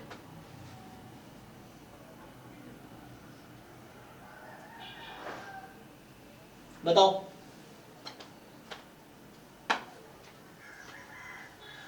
टेबल को एनालाइज करो और फिर बताना है local time in respective cities. दो सिटीज के बीच आने जाने का ना टाइम वो स्पीड सेम है। तुम ये देखो कि जैसे तुम करस्पॉन्डिंग सिटी को एनालाइज करो, यहां से यहां जाने में कितना टाइम लगा और यहां से यहां आने में कितना टाइम लगा, देखो।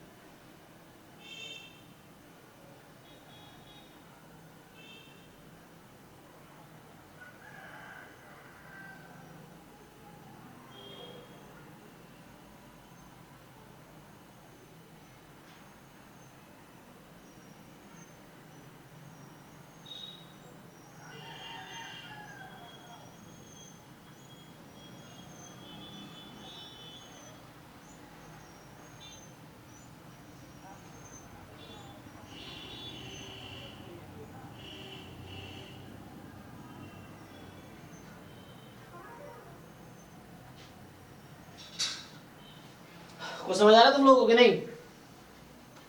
इसमें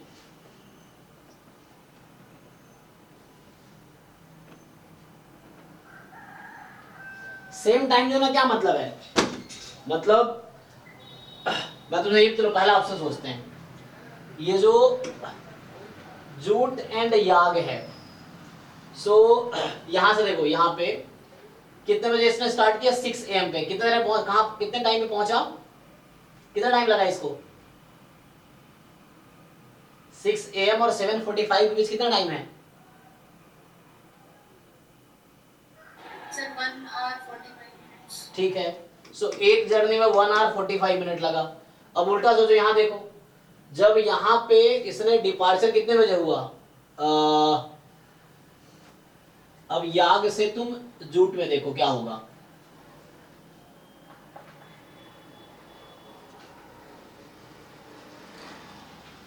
अराइवल डिपार्चर, तो अराइवल हो गया ना, 10:50 पे आया था, 10:55 से डिपार्चर हुआ, 12:48 पहुंचा। कितना टाइम लगा इसको? ध्यान दो, 10:55 और 12:40 के बीच कितना टाइम लगा? सर सेम ही लग रहा है। 45 से सेम है। अच्छा 1:45 ही है, ओके।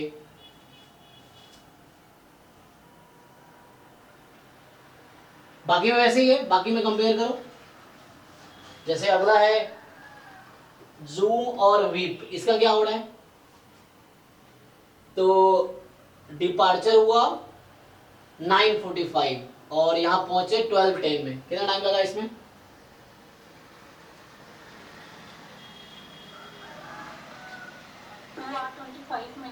ओके, तो यहां से 2:25, उल्टा भी सेम ही है, चेक करो 2:25 ना। और यहां अगर तुम चेक करो तो कहाँ चेक कर रहे थे अभी, याग से विप है ना, हाँ। अब विप से याग, तो यहाँ डिपार्चर कितने बजे हुआ, 2:30 पे। एक मिनट, यहाँ में गलत देखा ना, उसी करिए, विप से जम ना, विप से जम। ये कितना है, 2:30 AM से 6:55 AM। एक मिनट, हाँ है, रुको।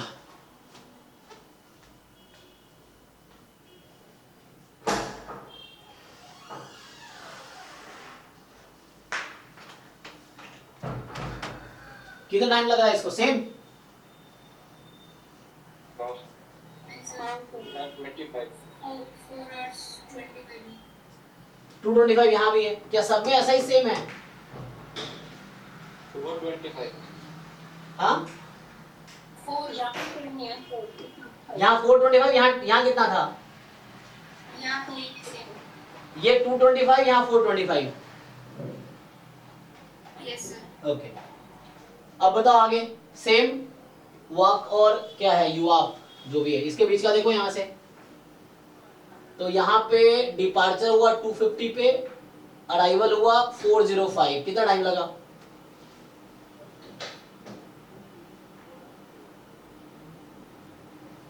1 hour 15 minutes।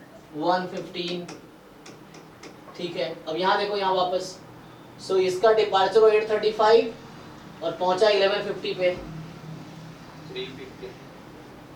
3:15।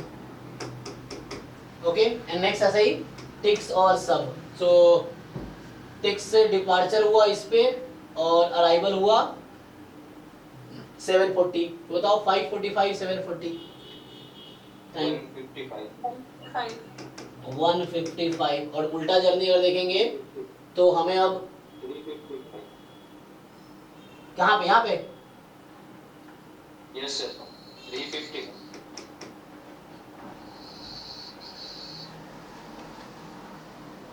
तो यहाँ बोल रहा ना कि मैं सब के बात करूँ, यहाँ डिपार्चर हुआ 1 बजे और पहुंचा 4:55 पे।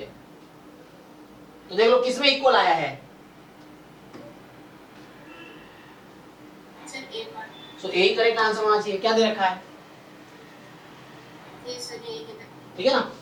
इसने कहा था कि सेम टाइम जोन है ना, तो सेम टाइम जोन है तो आने जाने का क्योंकि स्पीड सेम था ना, तो यहाँ इसने कहा था दोनों में स्पीड सेम है तो टाइम भी सेम ही लगना चाहिए फिर, तो सेम टाइम जोन है तब।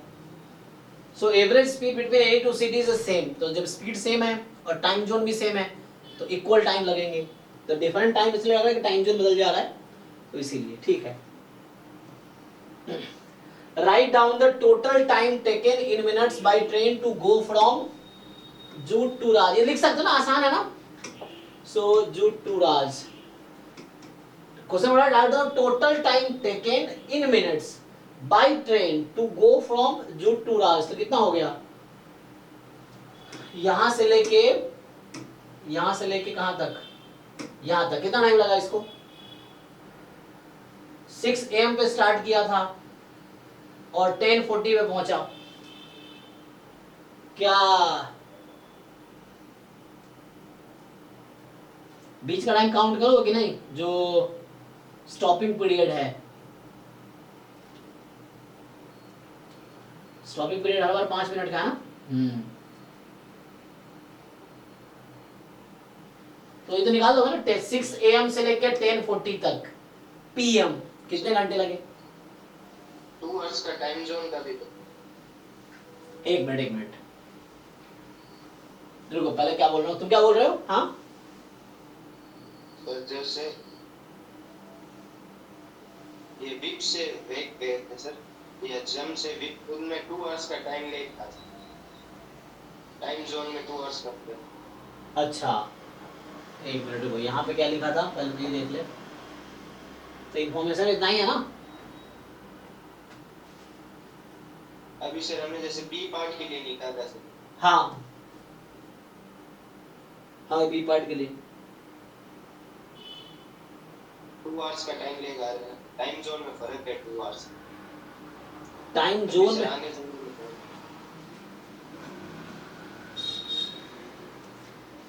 अरे टाइम जोन में फर्क है, ठीक है। मैं क्वेश्चन ये पूछना चाह रहा हूँ, आप ये ऐड कर रहे हो और ये ऐड कर रहे हो, ऐसा कर रहे हो क्या। सर। हाँ, इसने पूछा है total time taken in minutes by train to go from Jute to Raj, तो आपके हिसाब से क्या आंसर आना चाहिए?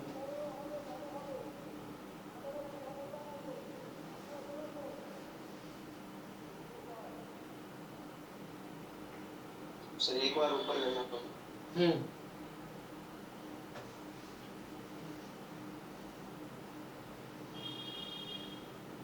लोकल टाइम अलग अलग है, अच्छा मतलब ये मुझे लगा है ना लोकल अराइवल डिपार्चर, सो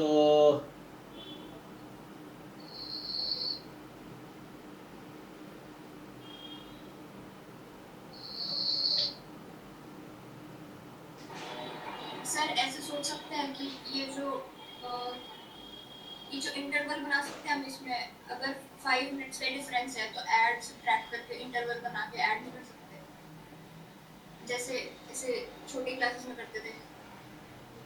हाँ कर सकते हो वैसे भी, तो इसमें तो मतलब टोटल टाइम कितना लगा जाने में, ये तो पूछा है ना 6 to 10 में, और आप ये कह रहे हो बस उसमें टाइम जोन का थोड़ा फर्क है ना, city.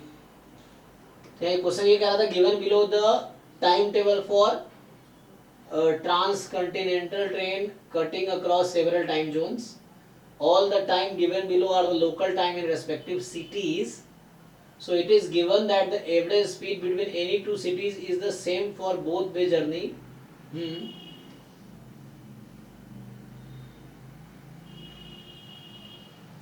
So how do you know कि 2 घंटे का वो है यहाँ पे?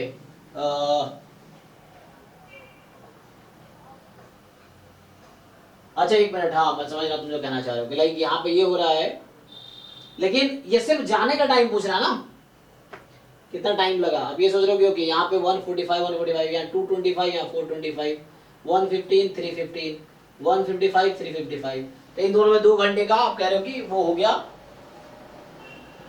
टाइम जोन की वजह से डिफरेंस हो गया।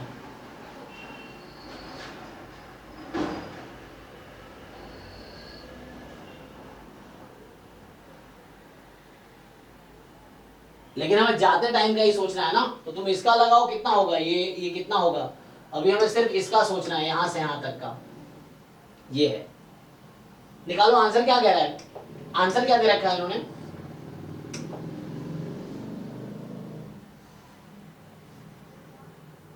जो कैलकुलेट करके फिर कह रहा है कि write down the time at यूएप when it was 12 noon at jute.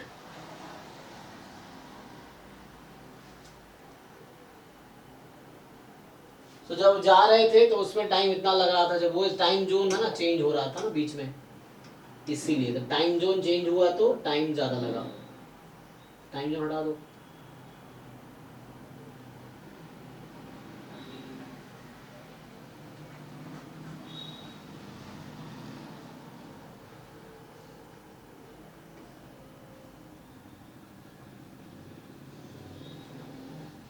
किसी का कंक्लूजन आंसर आया कि क्या आंसर होना चाहिए फाइनल?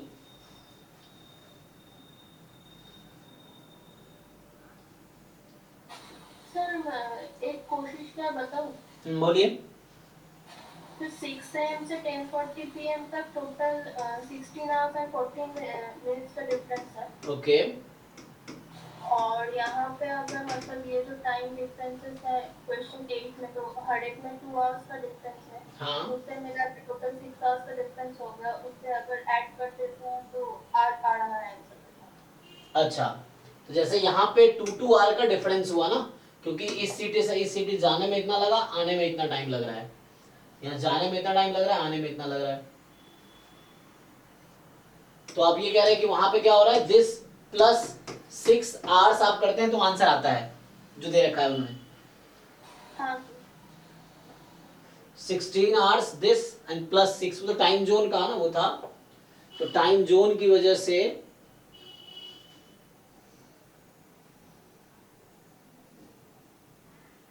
डिफरेंट टाइम जोन में जा रहा है ना, इसलिए वो हो रहा है।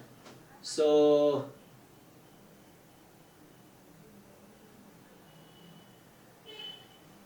दो घंटे का यहाँ पे आपका टाइम जोन की वजह से वो हो रहा है, तो 2 घंटे का गैप है।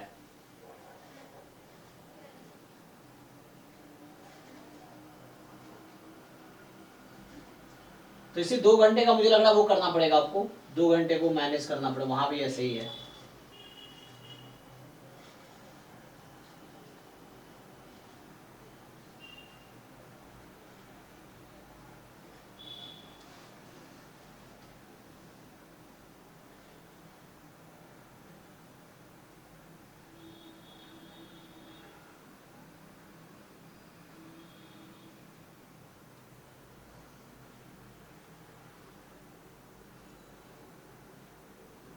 अच्छा वैसे तो मैं यहाँ से सोचते हैं, चलो यहाँ से देखो, इसमें टोटल तुमने कहा 16 घंटे लगे, यहाँ से डिसाइड करो 8 AM से लेके 12:40 PM तक, इसमें कितना लग रहा है? सर सेम है 16 और 14 में। अच्छा 16 और यहाँ भी वही है, बट वो टाइम जोन का बीच में वो हो रहा है, इसीलिए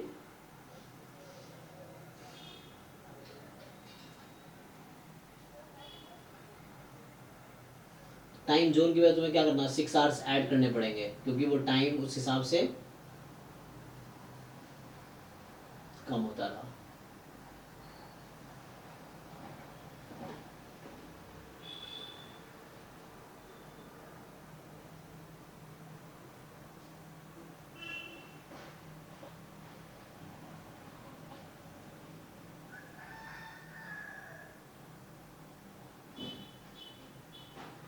ठीक है, इसके ऊपर ट्राई करके देखो, ये तो देखता हूँ, फिर कल एक बार डिस्कस करते हैं दोबारा। तो एक क्वेश्चन पहले रह गया था, ये है, इसको देखते हैं अभी, इसको एक बार सॉल्व करके तुम। हाँ सर इन 3 में टाइम जोन का फर्क है, बाकी सब में टाइम जोन सेम। अच्छा ओके, ऑप्शन में निकाला तो इन्हीं 3 को ही हम ऐड करें, बस इन्हीं 3 के बीच आने में टाइम जोन का 2 घंटे का डिफरेंस आ रहा है, सो वो आप दो बाकी सब same है। तो 6 आवर्स ऐड कर देंगे तो हो जाएगा।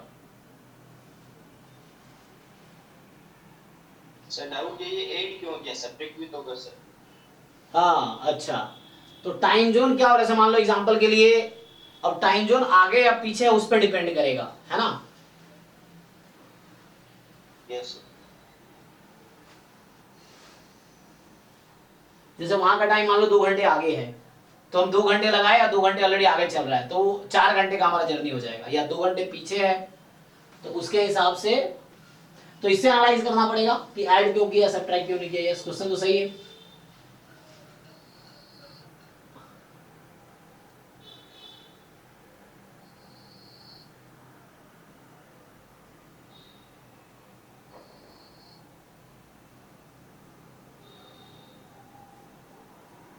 तो यहाँ टाइम जोन का जो डिफरेंस है, 2 घंटे का यहाँ है ना, 2 घंटे का यहाँ है, सो ये है।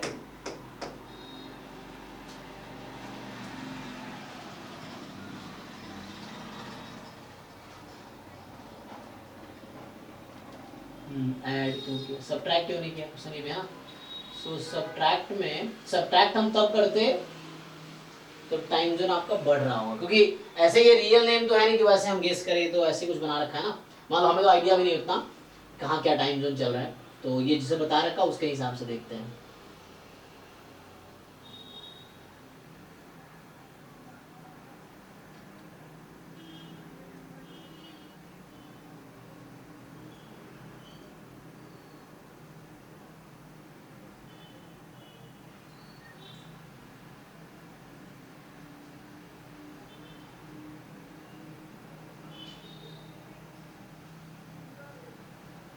तो ऐसे टाइम लगा टोटल 1640 या प्लस उसने 6 आवर्स किए ड्यू टू टाइम जोन।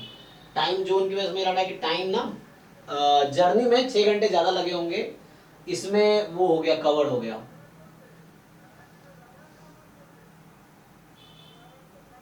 तो ऐड करने से क्या होगा, मान लो यहाँ पे जैसे ना, यहाँ से नेपाल का जैसे मान लो 15 मिनट का पीछे है ना वो शायद, हाँ आगे है जो भी है, तो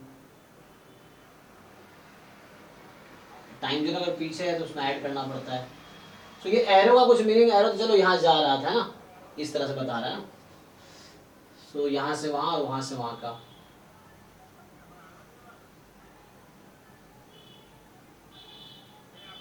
कोई इन्फॉर्मेशन तो ऐसा है नहीं खास यहाँ पे।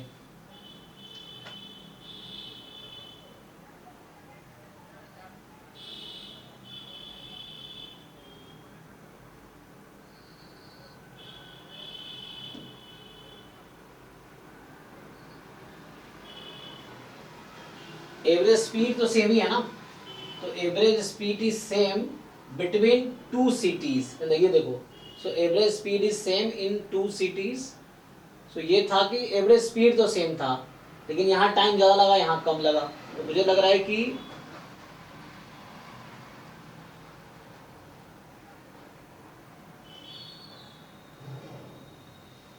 तो जो ज़्यादा टाइम लगा उसको कंसीडर कर रहे हैं ना उस जोन में।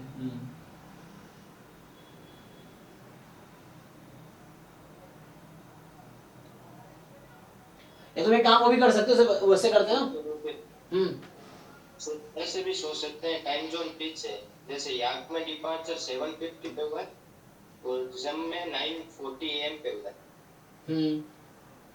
अगर आगे होता तो पीछे अगर 7:40 पे होता जो पॉसिबल नहीं है। हाँ, जैसे 7:40 पे होता, मतलब टाइम जोन वही, टाइम जोन आगे या पीछे ये डिसाइड करना पड़ेगा। अगर ऐसा होता 7:50 है और यहाँ टाइम जोन अगर पीछे होता तो ये सही बात है, 7:30 या 6:50 से स्टार्ट होता, तो टाइम जोन इसका आगे है। ये यहाँ से दिख रहा है टाइम जोन आगे है, ये भी सही है कि ये 7:50 अगले सिटी में स्टार्ट हुआ, पहुंचा ये 9:40 फिर।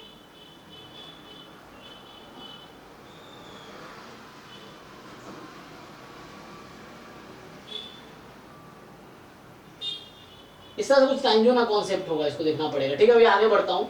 तो बाकी ऐसे निकाल सकते हो, अब अगर टाइम जोन का है तो उससे ही निकल जाएगा कि जब 12 बज रहे हैं यहाँ पे तो 2 घंटे का टाइम जोन का गैप है, तो देख लो जूट में क्या टाइम है। जब में 12 बजे हैं तो आज में क्या टाइम है, ये देखो एक बार करके, तो इसको देखता हूँ। और कितने क्वेश्चन रह गए, एक बार ट्राई करो तुम लोग, एक एक क्वेश्चन का सॉल्यूशन खुद से लिखना। जो क्वेश्चन रह जाएगा वो फिर हम डिस्कस करेंगे दोबारा, जो भी क्वेश्चन बच जाएंगे तुम्हारे एंड में, but you write solution to each question खुद से, जो बचेंगे वो एंड में देखेंगे दोबारा। अभी देखो आगे क्या है, इसको देख लेते हैं। So in an entrance examination with multiple choice questions with each question having 4 options and a single correct answer। ठीक है, तो एक entrance examination is multiple choice question है, each question having 4 options, a single correct answer। Suppose that only 20% candidate think they know the answer to the difficult question and only half of them know it correctly। तो 4 option है, एक correct है। 20% लोग सोचते हैं कि उनको answer पता है, answer to one difficult question, only half of them know it correctly, और आधे हैं जो जानते हैं correctly, and the other half get it wrong. ठीक है,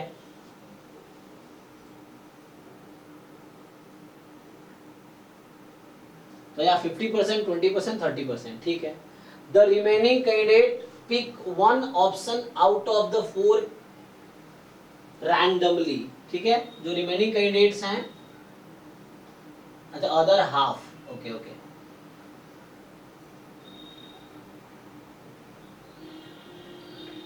ट्वेंटी % जो है वो सोचते हैं कि दे know the answer to one difficult question. ठीक है, and only half of them know it correctly and the other half get it wrong। The remaining candidate pick one option out of the 4 randomly and tick the same if a candidate has correctly answered a question। So एक candidate ने correctly answer किया है question को, so what is the conditional probability that she knew the answer। तो Bayes theorem का question है ये, है ना।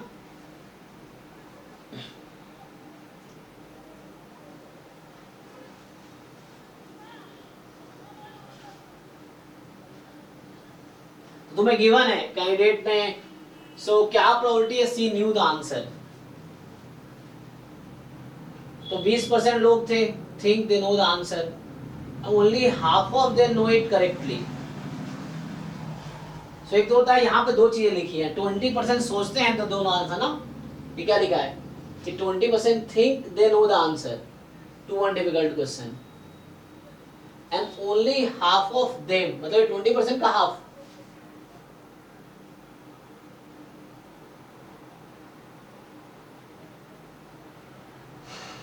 and other half get it wrong। ठीक है, सो क्या प्रोबेबिलिटी है कि they will know the answer and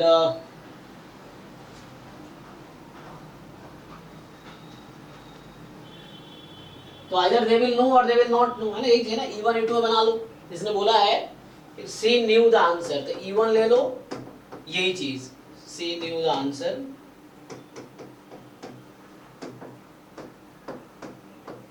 और E2 क्या कंसीडर करोगे, she didn't know the answer.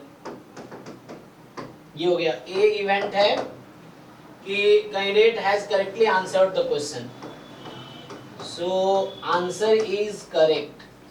तो क्या निकालना है तुम्हें, so you need to find the probability of E1 given A।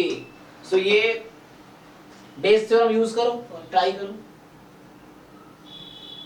So Bayes theorem लगाओगे तो आ जाएगा probability of E1 A given E1 upon probability of A। So probability of E1 क्या है ये बताओ यहां से, what is the probability of E1 and what is the probability of E2।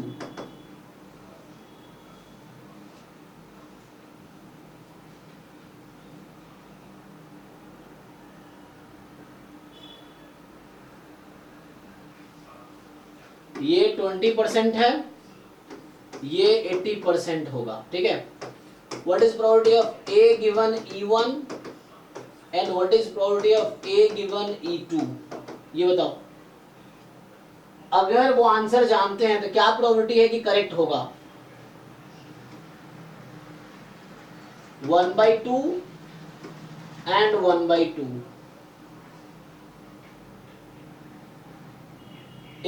अच्छा एक मिनट, सॉरी, नॉट 1/2, यहां होगा कि if she knew the answer what is the probability of being correct. तो इसने कहा कि 20% लोग सोचते हैं जानते हैं, अगर है तो आधे करेक्ट होगा। अच्छा, if she didn't know the answer then क्या प्रोबेबिलिटी है करेक्ट होने का,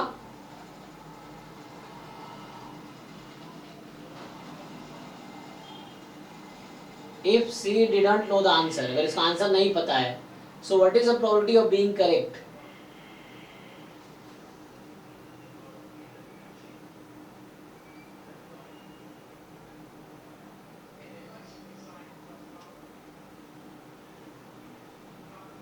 ये remaining candidate pick one option out of 4 randomly, जो बाकी कैंडिडेट है,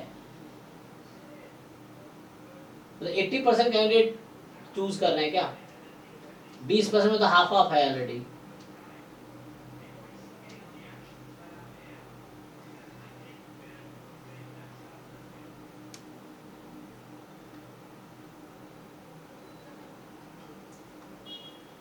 ओके ठीक है, तो ये जो 80% लोग हैं जो आंसर नहीं जानते हैं, the remaining candidate pick one option out of 4 option, tick the same, जो पहले यहाँ लिखा हुआ है सिंगल करेक्ट आंसर है।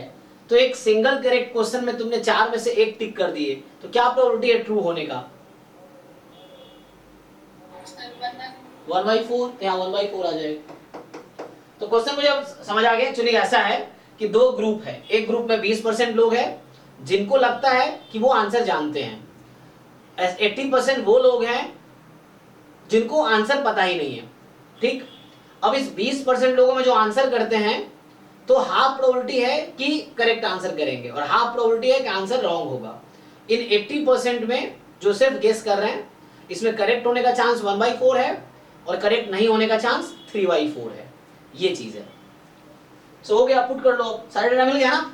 बेस थ्योरम का फॉर्मूला जानते हो तुम लोग, सो बेस थ्योरम का फॉर्मूला लिखोगे, यही 4 चीजें चाहिए, E1 probability, E2 probability, A given E1 1/2, A given E2 1/4। इसको अप्लाई कर लो, हो जाएगा, बेस थ्योरम लगा लो, आ जाएगा आंसर। नहीं आ रहा फिर डिस्कस करो। अभी क्या है, अगले क्लास में डाउट क्लास हमेशा चलता रहेगा, इसमें जो भी क्वेश्चंस फंस जाते हैं, नहीं होता है, हम फिर से डिस्कस करेंगे, ये चीज है। बट उसके लिए तुम्हें पूछना पड़ेगा, कई बार ना बच्चे छोड़ देते हैं, तो छोड़ना नहीं, आपको पूछना पड़ेगा दोबारा, कई बार रह जाता है, तो ये मुझे तो भेज देना, मैं ट्राई करूंगा फिर, ये है। चलो नेक्स्ट क्वेश्चन पे आओ, टाइम है ना हमारे पास अभी। सो नेक्स्ट क्वेश्चन क्या बोल रहा है, देखो, तो ये तो हो गया, ये सुना है अभी। नेक्स्ट क्वेश्चन है कि there are n songs segregated into 3 playlist, ठीक है। n सॉन्ग को 3 प्लेलिस्ट में सेग्रीगेट किया आपने। Assume that each playlist has at least one song. So n song है, 3 प्लेलिस्ट में सेग्रीगेट किया। Assume करो कि each playlist has at least one song. एक प्लेलिस्ट में कम से कम एक सॉन्ग तो है। The number of way of choosing 3 songs consisting of 1 song from each playlist is। बोलो।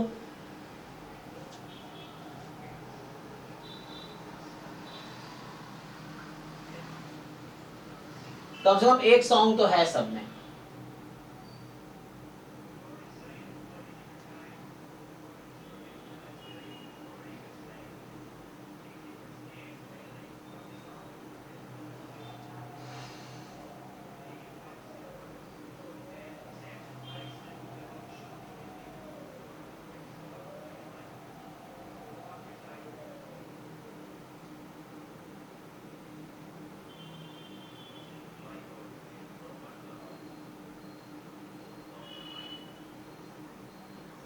बताओ भाई, हाउ विल यू सॉल्व, क्या कर सकते हैं? सोचो, तो सोचोगे तो थिंकिंग डेवलप होगी, सॉल्यूशन नहीं देख के बता देना। तुम एक बार ट्राई करो, अब सोचो क्या कर सकते हो तुम।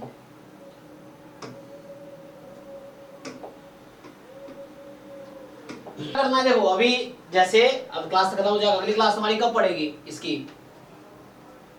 क्या शेड्यूल है आज? क्या है? मंडे को ना। तो देखो तुम्हें करना क्या है, मंडे तक ये पूरा पेपर सॉल्व करना है। जो जो क्वेश्चन फंस जाएगा मुझे एक बार भेज देना पहले ही, संडे को भेज दो, 2 दिन पहले भेज दो कि मान लो ये पेपर में ये क्वेश्चन रह गया, तो वो मैं पहले से ट्राई करके आऊंगा, फिर मैं डायरेक्ट बताऊंगा, क्योंकि सोचने में मुझे भी टाइम लगेगा, है ना। तो पहले हम ट्राई करके आगे, फिर तुम्हें डायरेक्टली बता दूंगा क्या अप्रोच है। तो इस तरह से है। सो डाउट तुम पहले भेज सकते हो, जो पेपर हमने डिस्कस किया उसको सॉल्व करो, और जो डाउट्स है तुम पहले भेज सकते हो। उससे ये फायदा होगा कि क्लास में सिर्फ हम डाउट डिस्कस करेंगे। और देखो सब लोग सिंसियर नहीं है, बहुत लोग एग्जाम के 4 दिन पहले शुरू करेंगे, तो मुश्किल सिंसियर 4-5 लोग ही रहते हैं। तो अगर तुम हो खुद से सारे क्वेश्चन कर रहे हो, जो जो क्वेश्चन फंस जा रहा है मुझे पहले बताओ, एंड देन उसको हम क्लास में स्पेशली वही क्वेश्चन पहले डिस्कस करेंगे, फिर बाकी बाद में। ये है, तुम्हें डाउट बताना पड़ेगा, सो दैट है ना, जरूरी इंस्टेंटली मैं सब कर दूं। तो ये मुझे देखना पड़ेगा अभी इसमें कितने क्वेश्चन है total. Consider the following function define from interval 0, 1 to r।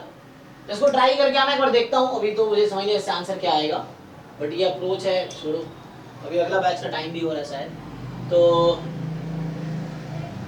जो जो क्वेश्चंस रह गया पहले तुम ट्राई करो, और जो नहीं हो तो मुझे भेज देना, फिर मैं ट्राई करूंगा, फिर हम क्लास में बताएंगे। तो घर से मैं ट्राई करके आऊंगा, फिर क्लास में डिस्कस करेंगे इस तरह से। सर ये वाला पेपर कहाँ से एक्सेस कर सकते हैं? ये वेबसाइट पे है, मतलब आप गूगल करो, मैंने गूगल से डाउनलोड किया है, देखो यहाँ पे है। आप जस्ट गूगल करो CMI MSc PYQ, है ना, MSc डेटा साइंस PYQ, ये देखो ये वेबसाइट है cmi.ac.in। मतलब ऐसे गूगल जस्ट करो ना कि MS, यहाँ देखो यहाँ सारे पेपर है, MSc डेटा साइंस है ना, यहाँ पेपर्स हैं ऑलरेडी। सैंपल क्वेश्चन 18, 19, 20, 21, 22 सारे पेपर्स हैं, यहाँ से डाउनलोड कर सकते हो आप। एंड देन सीखने के लिए you try first, and then जब नहीं हो solve, then you try to take help from some other sources, and then learn. उसके बाद फिर करो, मैं भी वही करूंगा। अभी मैं क्वेश्चन कर रहा हूँ, कुछ क्वेश्चन नहीं हो रहा है, कोई बात नहीं, उसको फिर हम सीखेंगे, तो सीखना ही तो है, ये है। But you have to learn somewhere. तो इसको ट्राई करके आओ, इसको मुझे लगता कंप्लीट करके आओ। तो अभी के लिए होमवर्क मैं ये रखता हूँ नेक्स्ट क्लास का, इसको तुम पहले कंप्लीट करके आओ। तो इसमें क्या सब्जेक्टिव भी है क्या, ये भी हम डिस्कस करेंगे, ये सब भी डिस्कस कर सकते हैं, तुम लोग आता होगा तो। बेसिकली तो प्रोग्रामिंग में कितने क्वेश्चन है? 3 क्वेश्चन आ गए नहीं? हाँ, 2 पार्ट ए में आते हैं, 2 पार्ट बी। जैसे 17, 18, अच्छा 2 हो गए। सो 2 क्वेश्चन पार्ट ए में, 2 क्वेश्चन पार्ट बी में। ओके, और फिर सो यहाँ से पार्ट बी, तो पार्ट ए में 20 क्वेश्चन हो गए, और पार्ट बी में 20 है। ठीक है, देखो तो अभी के लिए मैं होमवर्क लिख लो तुम लोग, क्योंकि टाइम तो खत्म हो रहा है। सो आप लोगों का होमवर्क क्या है कि ये जो 2018 वाला PYQ है, 2018 PYQ जो MSc डेटा साइंस CMI वाला जो है, सो ये आपको ट्राई करके आना है, टोटल क्वेश्चन 1 से लेके क्वेश्चन नंबर 40 तक। ठीक, अब इसको फॉलो करना है, जो लोग सिंसियर हो वो फॉलो करना। तो आपको ये पेपर के 40 क्वेश्चन है, 40 से 40 ट्राई करने हैं। ठीक, इसमें से कुछ क्वेश्चन हो जो आप इजीली कर दोगे, और कुछ होंगे जो आपसे नहीं होंगे। तो आप अगले क्लास में क्या करना, मुझे 2 दिन पहले सैटरडे या संडे को मुझे ये भेज देना कि सर 2018 PYQ जो MS डेटा साइंस वाला है, इसमें से क्वेश्चन नंबर पार्ट ए में ये क्वेश्चन और पार्ट बी में ये क्वेश्चन रह गया, तो मैं ट्राई कर लूंगा पहले ही, एंड देन हम लोग क्लास में डिस्कस करेंगे डाउट्स, ठीक है ना। तो पहले डाउट डिस्कस करेंगे, मतलब पहले उस क्वेश्चन को डिस्कस करेंगे जिसमें आपको प्रॉब्लम है, जो आता है वो दोबारा क्यों डिस्कस करेंगे, मतलब जो तुम कर रखे हो, तो ये ऐसे करेंगे अभी हम, ठीक है। समझ आ गया क्या करना है। तो अभी आप 2-3 दिन का टाइम लो, इस पूरे पेपर को कंप्लीट करो, 40 के 40 क्वेश्चन का प्रॉपर सॉल्यूशन खुद से लिखो। उसके बाद you can take help, solution दे भी रखा, उससे भी हेल्प ले सकते हो। और स्टिल अगर समझ ना आए तो मुझे भेजो, फिर हम वो क्लास में डिस्कस करेंगे नेक्स्ट टाइम। ऐसे करके एक एक पेपर डिस्कस कर लेंगे, तो ये है एक एक करके पूरा डिस्कस हो जाएगा। तो दैट इज डाउट मेनली है कि पीवाईक्यू आप सॉल्व कर पाओ पूरा डाउट्स एटलीस्ट, ठीक है। तो इसको कंप्लीट करो, इसके ये होमवर्क है, आपको ये करके आओ, एंड देन जब मंडे नेक्स्ट क्लास होगी तो उसमें हम फिर इसके डाउट्स पहले भेज देना, फिर हम डिस्कस करेंगे। ऐसे 18, 19, 20, 21, 22, 23, 24 ऐसे करके कंप्लीट करेंगे हम लोग, ठीक है। तो पहले से आप ट्राई करते रहो, आप खुद से ट्राई करो, एंड देन डाउट हम लोग डिस्कस करेंगे क्लास में, लेकिन पहले डाउट भेज देना, ये रहेगा, ठीक है। सो ट्राई करके आओ, फिर देखते हैं एक बार अगले क्लास में फिर से। सो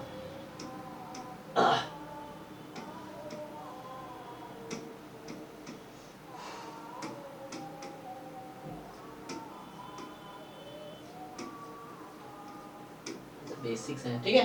तो अभी आज ही स्टॉप करते हैं, अगले क्लास में मिलते हैं, चलो। Thank you.